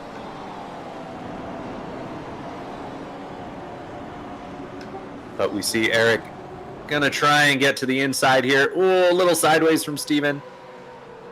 Yet again. Yeah, I mean, there's just it's just so hard to make a pass happen unless you're way quicker than somebody else. I mean, we've seen plenty of passing. It's not like it can't be done. But yeah, Eric's really having a tough time here, and Steven doing a really great job in defense. Yeah, there's a lot of battle going on at the back. I can't show everything. I'm sorry. We'll have to think about having multiple cameras if this keeps going like this, because this is insane. I haven't seen that in a long time, and it's good. Yeah, worth mentioning our big movers. I would say are who you'd expect. Both up 12 spots, starting last and second to last on the grid are Andrew Hoffman and Ant Woodward, currently running 14th and 15th. So they've done really well to move forward. As Eric's got the inside here on Steven, I'd bet we see this done in the brakes. Eric will be deep. Steven not letting him have it, but yeah, Michael trying to insert himself there as well. Little side-to-side contact, and now, ooh, Brandon Hawken tried to get up the inside there. So that's Eric through, but Michael Haflidason couldn't quite get the job done. And Steven hangs on to third for now, tries to send it into turn one. Oh, that's a tough one. He's done it. And yeah, he's going to get that done for sure. So Steven just starting to drop back. Still, of course, leading the BSTV Cup class. You can see Stacy there, so not a huge lead.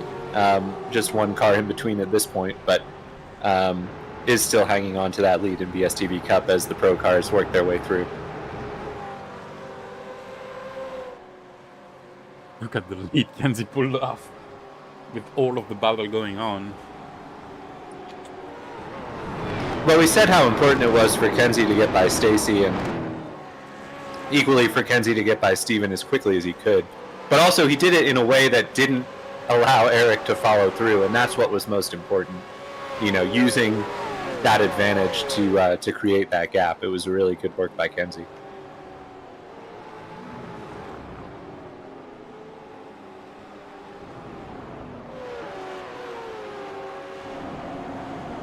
Just loving at Pete's comment saying I need to add 4 foot of extra tarmac on the outside of final turn. Yeah, definitely. But I don't know. I think it's pretty fun watching all the dirt kicked up by everybody. No.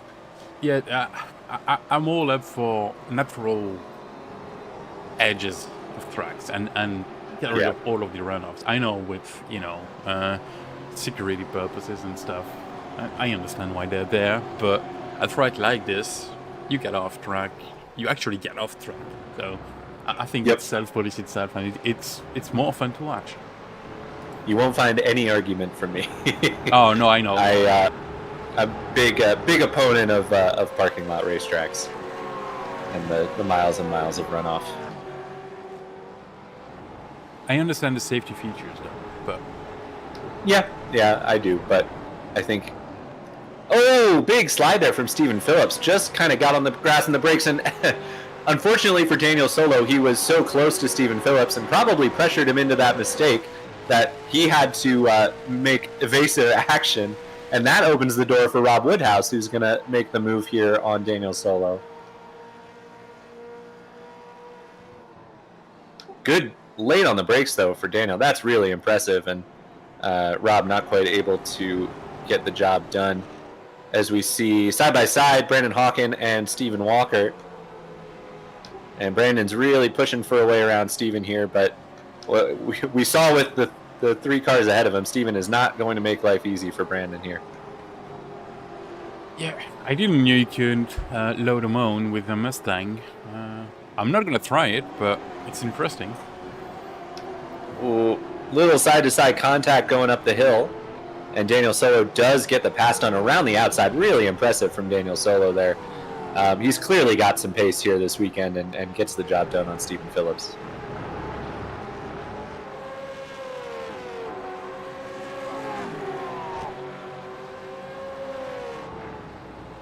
I will say as well, very much to Brandon Hawkins' credit, I think a lot of times in our leagues, and specifically the V8 League, you'll get a really quick driver who shows up and drives like a bit of a pro driver derogatorily, where they're they think that the track belongs to them and they don't race with respect. Brandon has shown to be both incredibly quick and incredibly respectful, which And good to really slow fits. down. Really fits. Yeah, slow down, which will give the spot to Stacy Boyd and open up the fight for the BSTV Cup race lead. So Stacy will go after Steven here. I think Brandon just took a little too much grass in the chicane 12 and 13, but yeah, really excited to see Brandon show up, immediately be on the pace, and immediately get what our racing is all about. So good stuff there. As Michael Haflidason pressuring his teammate here, Eric Blixt. I think these two know they're probably not. They probably don't have the pace to catch Kenzie in the span of 2, maybe 3 laps. Kenzie's got traffic. That is, interesting. So, okay. So this is Jan Sobransky, who we had to serve that jump start penalty, and Vincent Skilbeck. So now, if it was just Jan running by himself, he may choose to cede this position to Kenzie quite easily. But Vincent right ahead of him is for position. Now Kenzie gets the move done pretty handily, but Jan, no obligation to let Kenzie through there. He is in a fight for position as we see the Alcantech cars side by side, and Michael Haflidason wants this spot. We know these two will fight. We saw it last season, and we know they're both serious championship contenders as Eric goes way wide, and that's going to give this spot to Michael. It wasn't the best showing for Michael at Bathurst. Not that it was bad, but Eric clearly had the upper hand there. Michael's saying, I'm a contender, and he's stamping his mark on Road Atlanta. As Brandon Hawkins got back to the rear of Stacy Boyd here. Oh! Stacy off in the wall. I saw black. Was there contact? I didn't see any contact. I just saw Stacy shooting off to the left. So Brandon gets a good run. Yes. Just a tiny little nudge right at the lift point for the S's. Hopefully Stacy's okay. It looks like the car is driving straight. He did get the wall, but not too terribly hard. But it puts him back to 9th place. That's a strange one. Yeah, Brandon really kind of like hooked the curb and had a great run as we see Eric trying to fight back on his teammate here. The Alcantech driver's putting on a show for the second spot on the podium, but not able to get it done. Now that is great news for Stephen Walker, who now has a fairly comfortable lead of about 3 seconds in the BSTV Cup class, and one car in between, Brandon Hawken in between him and Daniel Solo. So good news there for Stephen. Stacy Boyd in 4th in BSTV Cup, 9th overall. Not the end of the world at all, as long as he's able to continue on here. You know what's the funniest? Sorry, I interrupt you because it's important, but Pete is actually paying more attention to the broadcast than when he does the camera, which is funny because it's actually the white flag and he calls it. It is the white flag. So Kenzie should have this one very comfortably, but the fight for second is not over. Eric continuing to put the pressure on his teammate, and they've caught the lap traffic again. Very considerately pulls out to let the Alcantech drivers fight it out amongst themselves. But yeah, we'll see if Eric has a lunge into the final corner as we watch Kenzie cruising to a win here. His first of the weekend, second of the season, assuming he can finish off the last corner. As there's a battle here, this is Greg Carr and Anton Shishnikov battling for 11th overall. As Kenzie crosses the line, P1, and Michael and Eric round out the podium. Stephen Walker, heck of a job. BSTV Cup class win, 4th overall. Holds off Brandon Hawken. Really, really solid effort from Stephen. Daniel Solo and Stephen Phillips round out the BSTV Cup class podium. As Greg and Anton, Greg did get the pass done. Anton comes home in, I believe that was 12th. A few more drivers across the line. Adam Wright, disappointing race after a really good start, but his incident with Daniel, I think Adam would agree that it was pretty solidly on him. And down the hill comes Eduardo Laurent, also a troubled race. We saw his turn 1 incident with Vit, but bringing it to the finish. And you know, you really love to see Sam. Not only did 27 cars start this race, but 27 cars finished this race, and that's super cool. That's amazing. Yes. Mikhail finished 5 laps down, but I'm pretty sure he did cross the line. If he didn't, maybe it was only 26. But that's yeah, I couldn't be happier about the health of the V8ESC right now. This is something special we got going on. So Kenzie celebrating with a burnout on the back straight there as we see the results on the screen. So top 3 are also the top 3 in pro. It's Kenzie Neuhoff from Michael Haflidason from Eric Blixt. And then our BSTV Cup winner, Stephen Walker, in 4th. Brandon Hawken, we saw his little incident with Stacey Boyd there. He comes home 4th in pro and 5th overall. Daniel Solo, 2nd in BSTV Cup alongside Stephen Phillips on the podium. Then it's Rob Woodhouse, 8th overall, 5th in class. And Stacey Boyd, really solid race. And still, 2 wins and a 4th place. You're not going to complain about that. Really solid race meeting for Stacey. Jamie Wilson rounds out the overall top 10. And good on Jamie after a really tough race 1 which can set you back pretty dramatically to come back and grab a top 10 in the last race. Greg Carr 11th, Anton Shishnikov in 12th, Tony Klusterman 13th. The Hoff, we mentioned, great battle back along with Ant Woodward. They come home 14th and 15th. Simon Trendle, after his uncharacteristic spin, comes home in 16th. Adam Wright in 17th, Tony Walker 18th. Picking the button. There we go. Sergey Kulik in 19th, Rob Venn in 20th, Ryan Pandisio 21st, Eduardo Laurent 22nd, Anton Oman 23rd, Vince Skilbeck 24th, Jan Sarabransky 25th. Vit Salamone with some trouble comes home 26th, and as we mentioned, Mikhail Serov 6 laps down but comes home in 27th.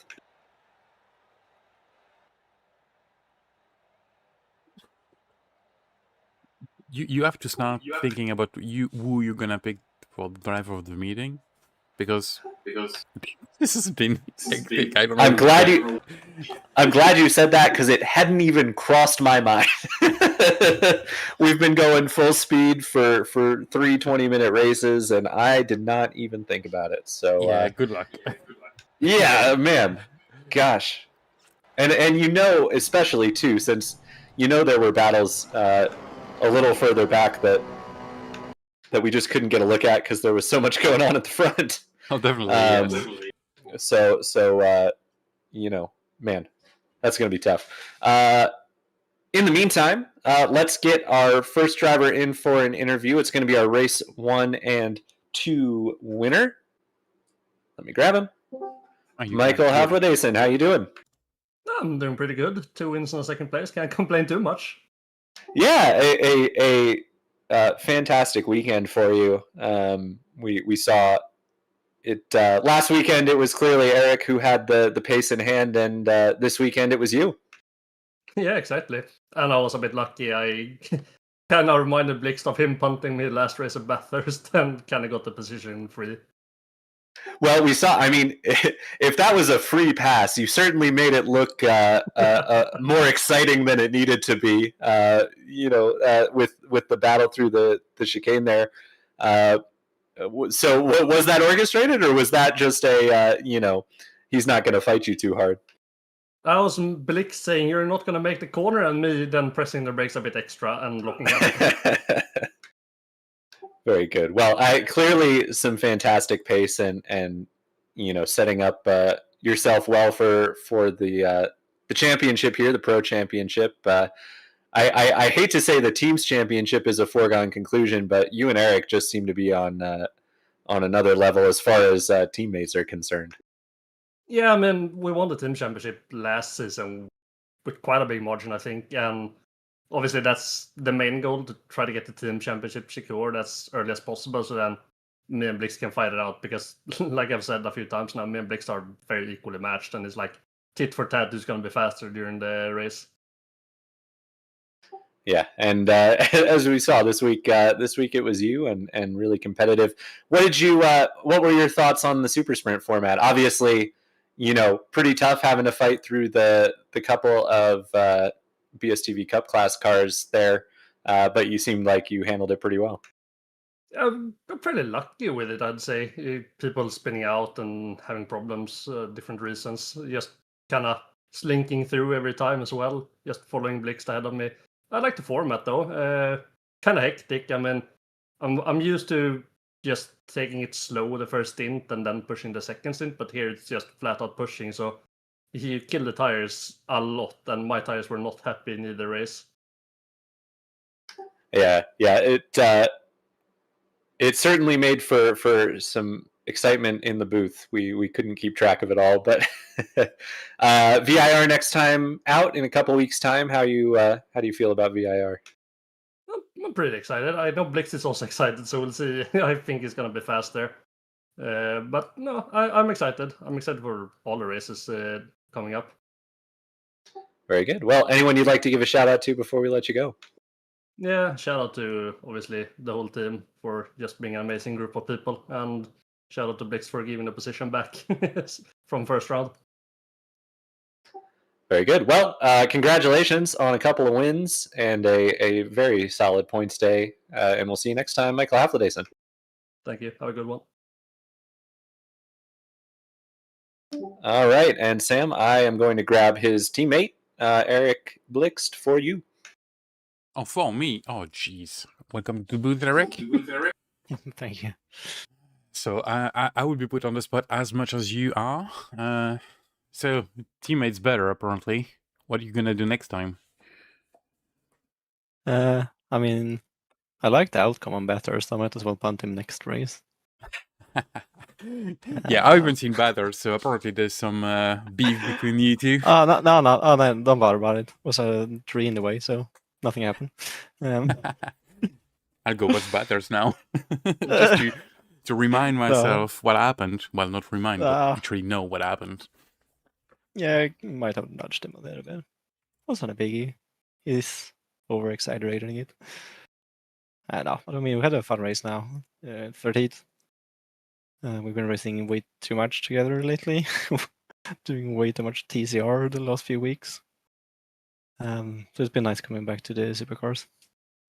Yeah, that's good. That's good. Do you know we have a TCR league though? By the way, just we do know that. I've been looking at my schedule. We might be interested in doing some races at least. Racing on Wednesday, but the league is full, so there's a waiting list probably.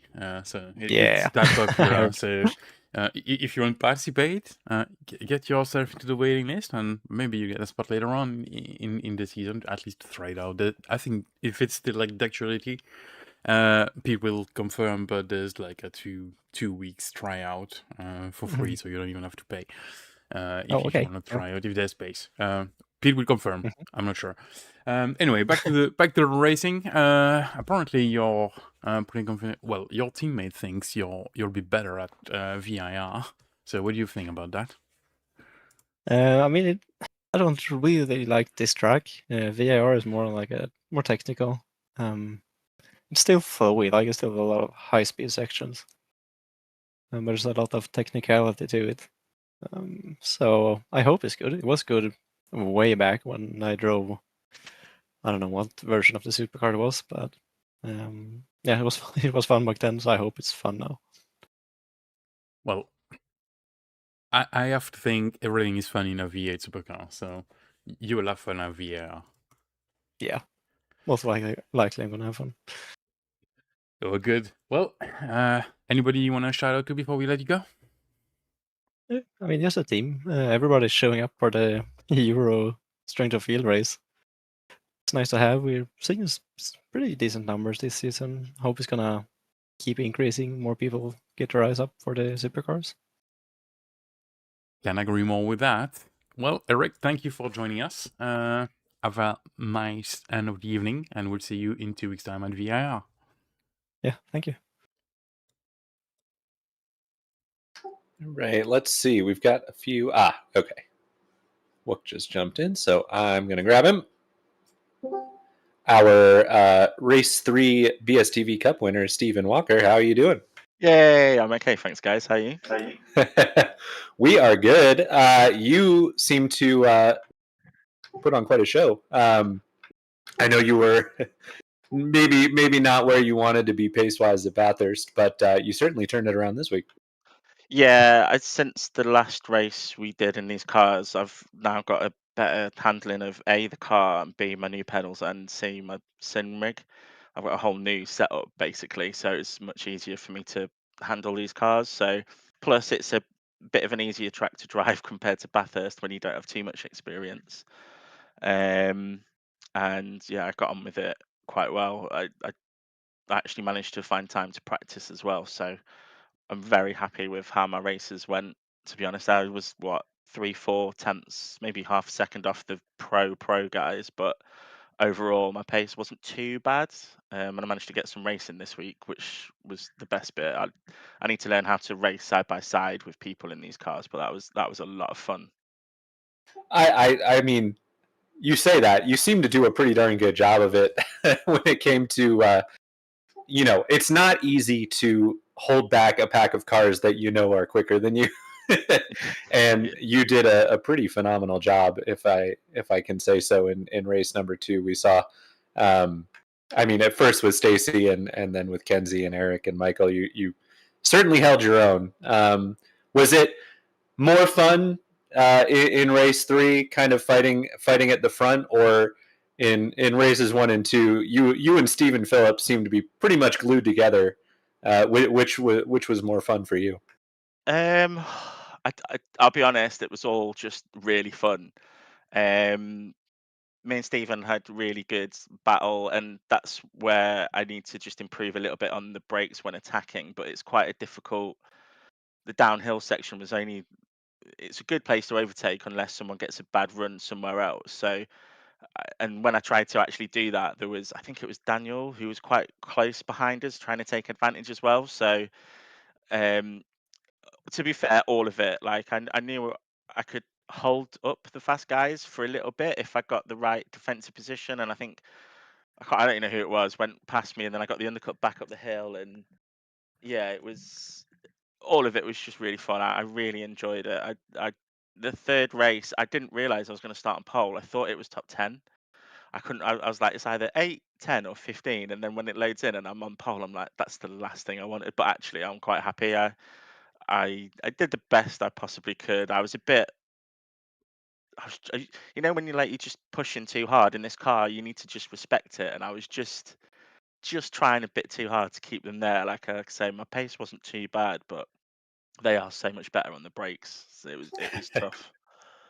Yeah, that's something we can see from the broadcast is just how good those pros are on on the brakes, Yeah. especially down into the chicane. But next time VIR, honestly, a pretty similar track to the first 2 tracks of the season. So do you feel good about it? You feel it'll go more like this one or more like Bathurst for you? I like that track quite a bit. Whether I'll be okay in it in this car, is it the full circuit? Put me on the spot here. Yes, full course. Yeah, I assume it would be. Yeah, I don't know. We'll have to wait and see. It might be somewhere in the middle. I might be a bit further back, because it's a longer track, isn't it? So there's more corners, more to figure out. Road Atlanta's quite a small, compact track, so hopefully, I'd like to think I'd be top 12 was really where I think pace wise, somewhere between 15 and 8. I think maybe depending on how many pros show up. Um, if I can keep this week's pace there, then and I like driving that track. It should be good racing. Lots of sends, I think. Good stuff. Well, anyone you'd like to give a shout out to before we let you go? Yeah, obviously you guys for doing the broadcast. Really appreciate. So, like I say, when we do the TCR stuff, we can watch it back in vain and be like, "Oh my god, yeah, look at that!" So thanks for taking your time to do that. I really appreciate it. And then the rest of the guys I was racing with today, just so much fun, very respectful. Just yeah, I really enjoyed it. Shout out to everyone. To be honest, that was the 27 cars, wasn't it? That's really good. It's really really good. Well done. Good stuff. Well, we will catch you next time at VIR. Congratulations on your BSTV Cup win, and I think another podium as well, right? Yeah. No, I was fourth, I think, in that third race. Well, in the Cup class, you got to win and win and a Right. podium, I think. Yeah. So good job. We'll catch you next time. Thank you. Cheers. Alrighty, Sam. For you, I am grabbing driver who was 10th in race number 3, Jamie Wilson. Hello, evening. Hello, Jamie. How did it go for you tonight? Mixed bag. it was a recovery drive kind of situation, really. Well, I it quite seems enjoyed like that. it's... Yeah, go ahead. I was going to say I had a bit of an unfortunate coming together with Vincent in race 1, which is one of those things where I'm trying to get a cut back on 2 other cars fighting, and looking more ahead than I was behind, to be honest. So that is what it is. But so I quite enjoyed fighting back and just seeing a car at the road and seeing how quickly I could get up to it. And then that was the story of the night, really, is just trying to propel myself as far forward as possible. It feels like it's been the case for both of you in the Team Cameras gang. Simon had a rough evening as well, I think. Yeah.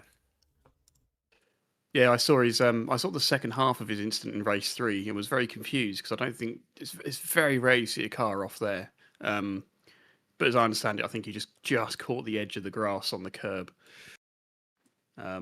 which is just unfortunate. Sod's law. It happens to have sort of caught it a bit weird over the crest, which is very easy to do. So that was unfortunate.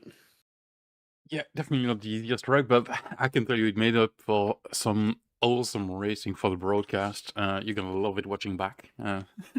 It's been insane all the way through the field, not just you and Simon, but all the way through the field from first to last. It was insane. So it's gonna be fun to watch. There were points when I was quite a bit off of it, but I could see ahead of me on the back straight. It was going like 4 wide, like 2/3 of the way through the race or whatever. I thought they're going to be busy on the broadcast on this one. Oh, we've been busy for flat out for over an hour. It's been really interesting. A lot of side-by-side racing, as you often see in VAs, but even more this time because 27 people on track. It was really great. The track is great. Next time we go to VIR, what do you think about that? I really like VIR in TCRs because of the way you have to set those cars up around there. And then you just sort of hang on for dear life. I don't know how well that will translate for me in this car. I mean, this track, neither Simon or I really got on with at all. There's such fine margins here. If you make the slightest, I wouldn't even say mistake, but if you're just ever so slightly off your optimal line, the time loss that causes is just disproportionately high here compared to most other tracks. I think that's probably going to be true at VIR as well. So there'll be a bit of swings and roundabouts. But yeah, you're saying it's going to be interesting at VIR as well as it'll be interesting. It's very narrow as well. So, I think there'll be. Is it an enduro or is it a sprint feature or sprint feature? I have the scale up. It's sprint feature.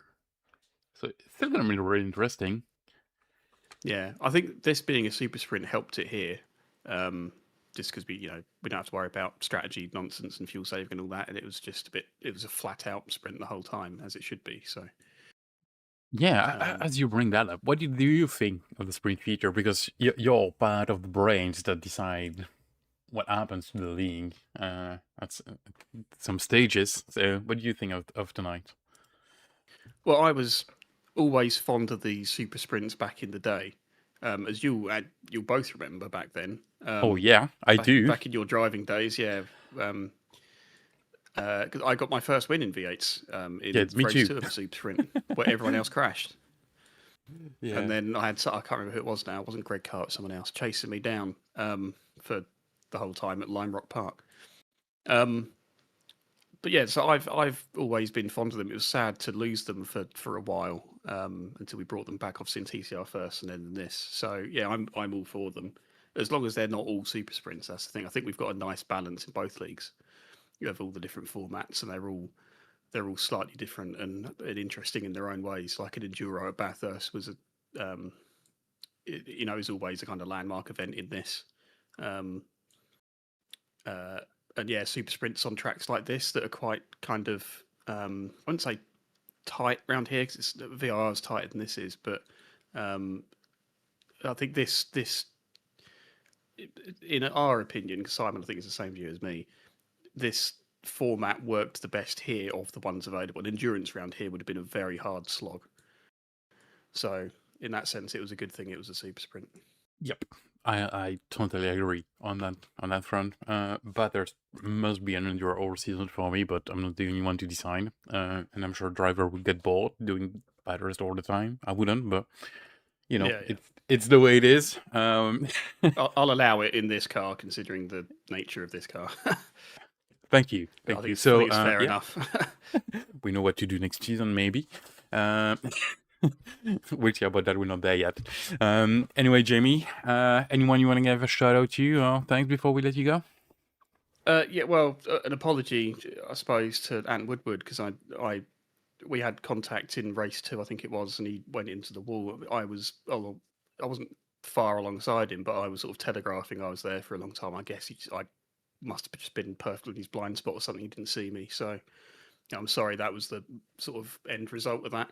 I've already apologised to Vit as well, because I had a coming together with him in the chicane, which was a bit kind of him trying to squeeze me and me trying to squeeze him, sort of 50-50 really. But both those are very unfortunate. But would have been a better night without both of those things happening. Whoever's responsibility it is. But and shout out to the both Walker brothers really, because I know they've come across from TC. I know Stephen's been doing it for a while, but it's good to see some crossover there. And I hope, Tony, who has excelled in TCR recently, I hope he keeps it up here and tries to repeat that same success. Definitely. Well, I think we'll see you on Wednesday for the TCRs, Jamie. If I'm not mistaken. That is the plan, Donington. All good. Wobbly's, I'm enjoying the TCR race. Kryptonite. All good. Well, enjoy the TCRs, and we'll see you next time on V8ESC in 2 weeks in VIR. Yep. Cheers, guys. All right. Next up, we've got the driver who made a big jump in race number 3 to get up to... I just had it, and I lost it. I think he got up to 14th. Yeah, 14th. Hoff, how you doing? Yeah, good. How are you guys going? We're doing good. A bit of tough luck in race 1 and race 2, but quite a comeback drive in race 3 to go from the back of the grid up to 14th.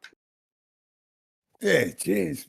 I've never blown an engine in these. I don't know. I must have got a dodgy engine, but it was good racing. Found a bit more speed. Still struggling with the car though. Few things I got to iron out, but apart from that, race 3 was good. Managed to hold off Ant, and I think Tony had a bit of problems with his car, so I was able to catch up to him pretty quick. But yeah, I hope he didn't have any dramas with his car, because that'd make me feel a whole lot better. Yeah, I mean, you clearly had some decent pace tonight, and yeah, a blown engine is so infrequent that we happened to be riding on board with Adam right behind you when you blew it, and it took us a minute to register what had happened because you just suddenly started smoking. Do you think it was just a missed downshift or something? Do you have any idea what caused it? Yeah, I think it was a missed downshift. That's all I can think of. I'll go back through the data and see what went wrong. Yeah, makes sense. Well, VIR next, that a track you get on with? I'm probably not going to be there for that one, but if I am, I hate the track. I despise it.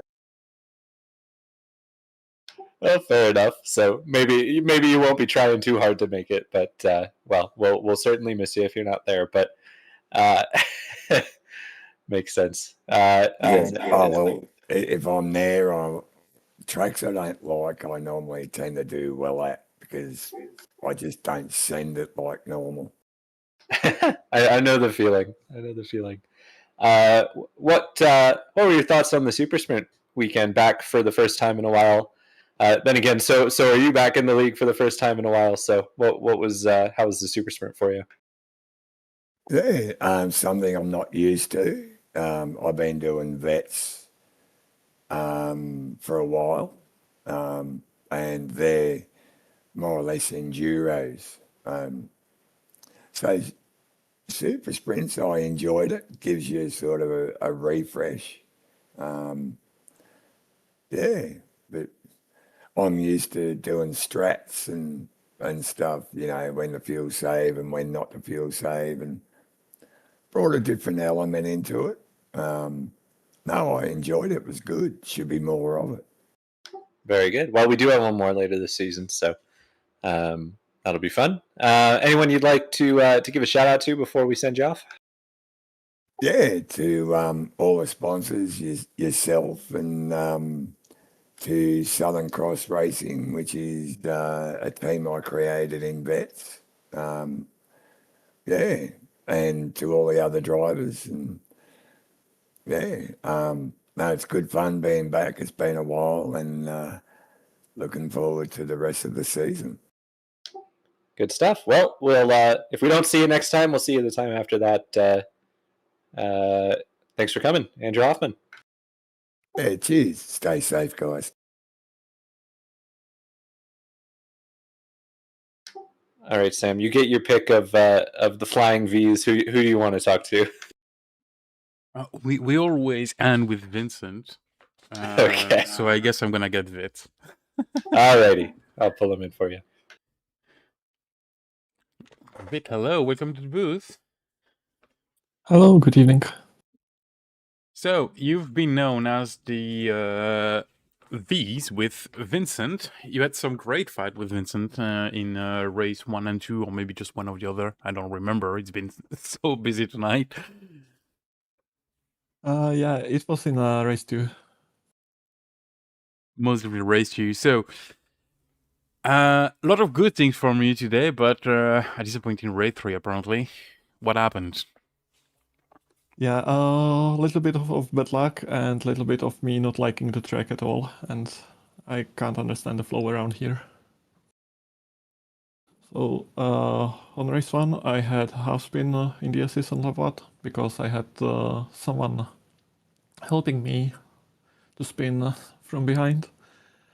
Then on race 2, I messed up my start sequence, so instead of dropping only the line lock button, I dropped the clutch as well, so I spun the rears and lost a couple of positions there. And then on lap 3, I had contact with Vincent before the assist, and then I ruined my race and Jan Serebranski's race by my rejoin. So my apologies to him. Yeah, things happen. It was a packed grid today, so not seeing one people is sometimes happens. I'm sure it's fine. I think I saw messages go around and saying it was okay for Jan. But next time VIR, is this any better for you? Yeah, usually it's slightly better than Road Atlanta. I haven't raced there for quite a while, so we will see. Well, sprint, triple sprint format. I don't know if you have done that before with us. I know you've been with us a long time ago in the past. I don't know if you experienced the triple sprint races in one round. What did you think about it? If I recall correctly, it was my first super sprint round. So I like the format, but I think we should clean the track in between sessions.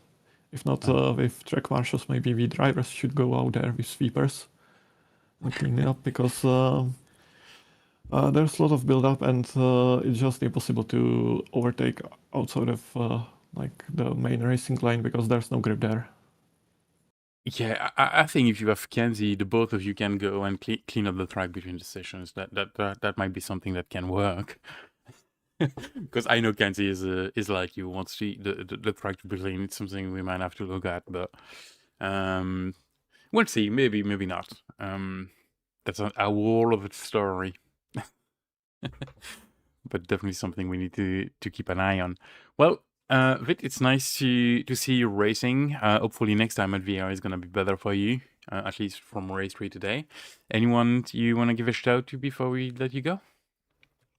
Well, I would like to thank you for organizing the league, and wish everyone who's watching happy Easter.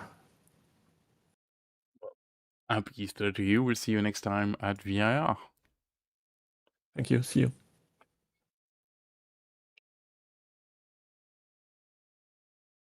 And last but certainly not least, Vincent Skilbeck.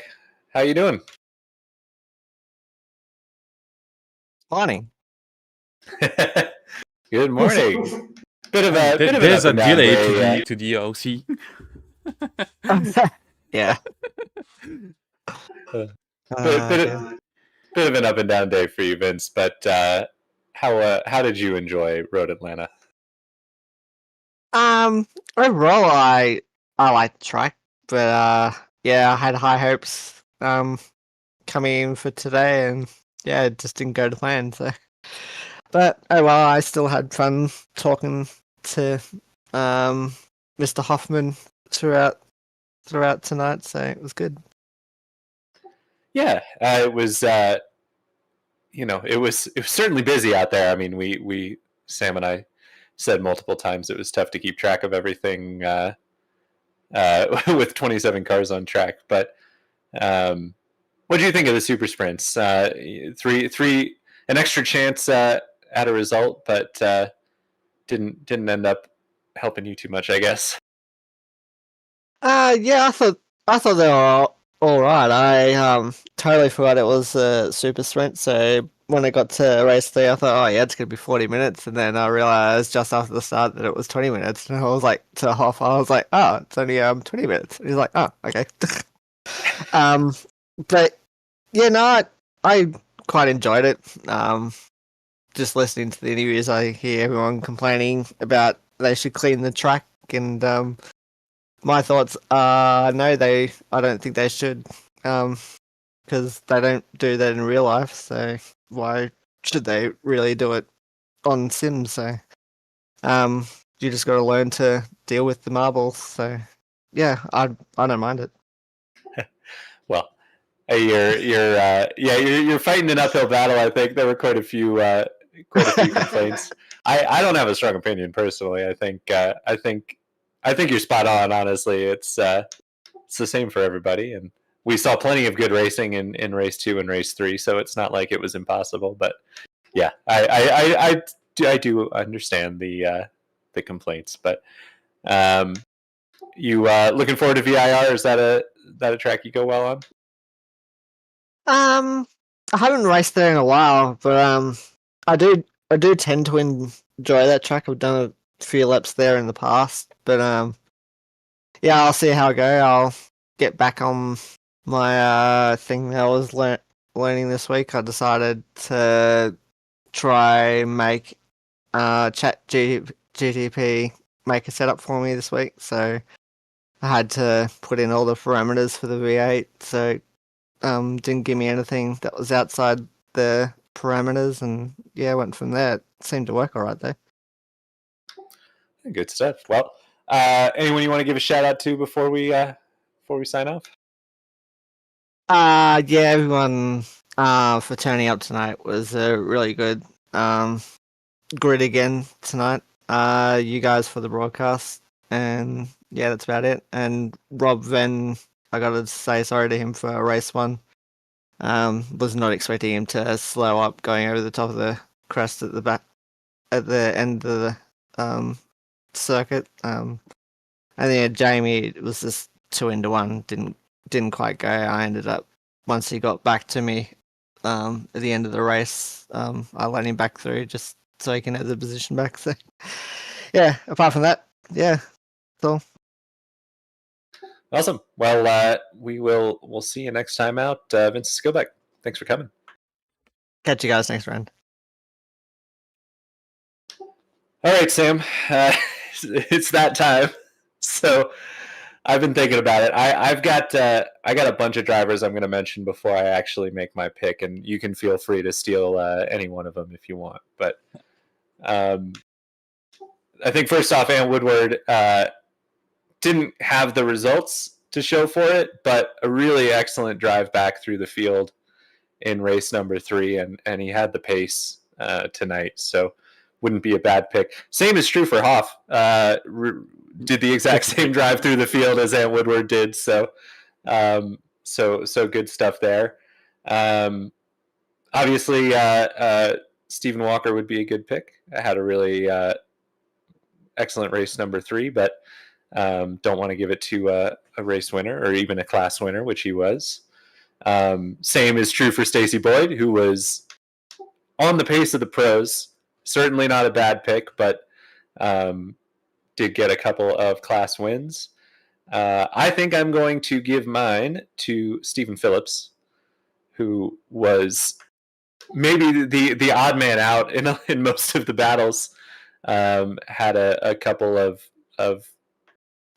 really basically Stephen Phillips is my driver of the day because if we had just kept the camera on him for all 3 races, I think we would have had a great show. That is true for probably out of the field. Yeah, that's a fair point. But Stephen was quick and just didn't happen to pull off a BSTV Cup win, which is maybe lucky for him in that he gets this award. But yeah, Stephen Phillips is my pick. I think it's a good pick. I think anyone you mentioned is a good pick. I think probably half of the other that you did not mention a good pick.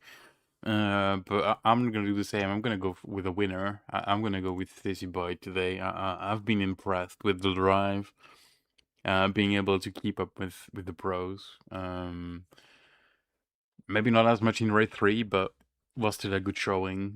Second in the cup class and 2 wins. Doesn't get better than that. I think that is a perfectly good pick. So we pulled it off. Fortunately, there were enough interviews to give us each time to think. Yeah. It was well needed for once. Well, any final thoughts on the day before we close it out, Sam? Oh, I think the super sprint meetings are just insanely good for broadcasting. No time to rest, no time to think, just full packed action, and that's amazing to see it back. It was a lovely evening. I couldn't agree more. I know the reason the super sprints went away was because they got a little chaotic, and I was driving in them. I know what it was like, but it was super fun to have it back. It seemed like, and it feels like this is the right grid to do it with. We got such a fantastic group of drivers, and I think it worked out really well. And as some people said, it's probably the right track to reintroduce it at as well. So I had a great time. Can't say enough. I know I've already beaten it to death at this point, but really, really awesome to have such a big grid. Just a testament to everyone who organizes this, and by that I mostly mean Pete, because he, no joke, puts so much effort into it. But also to everyone who's working on getting the officials populated, and the guys like Tony who have been pushing this grid forward forever. It's just awesome. Yeah. Awesome to see everyone's hard work rewarded. So I had a great time. I'll be back in the booth not next week, but the one after that.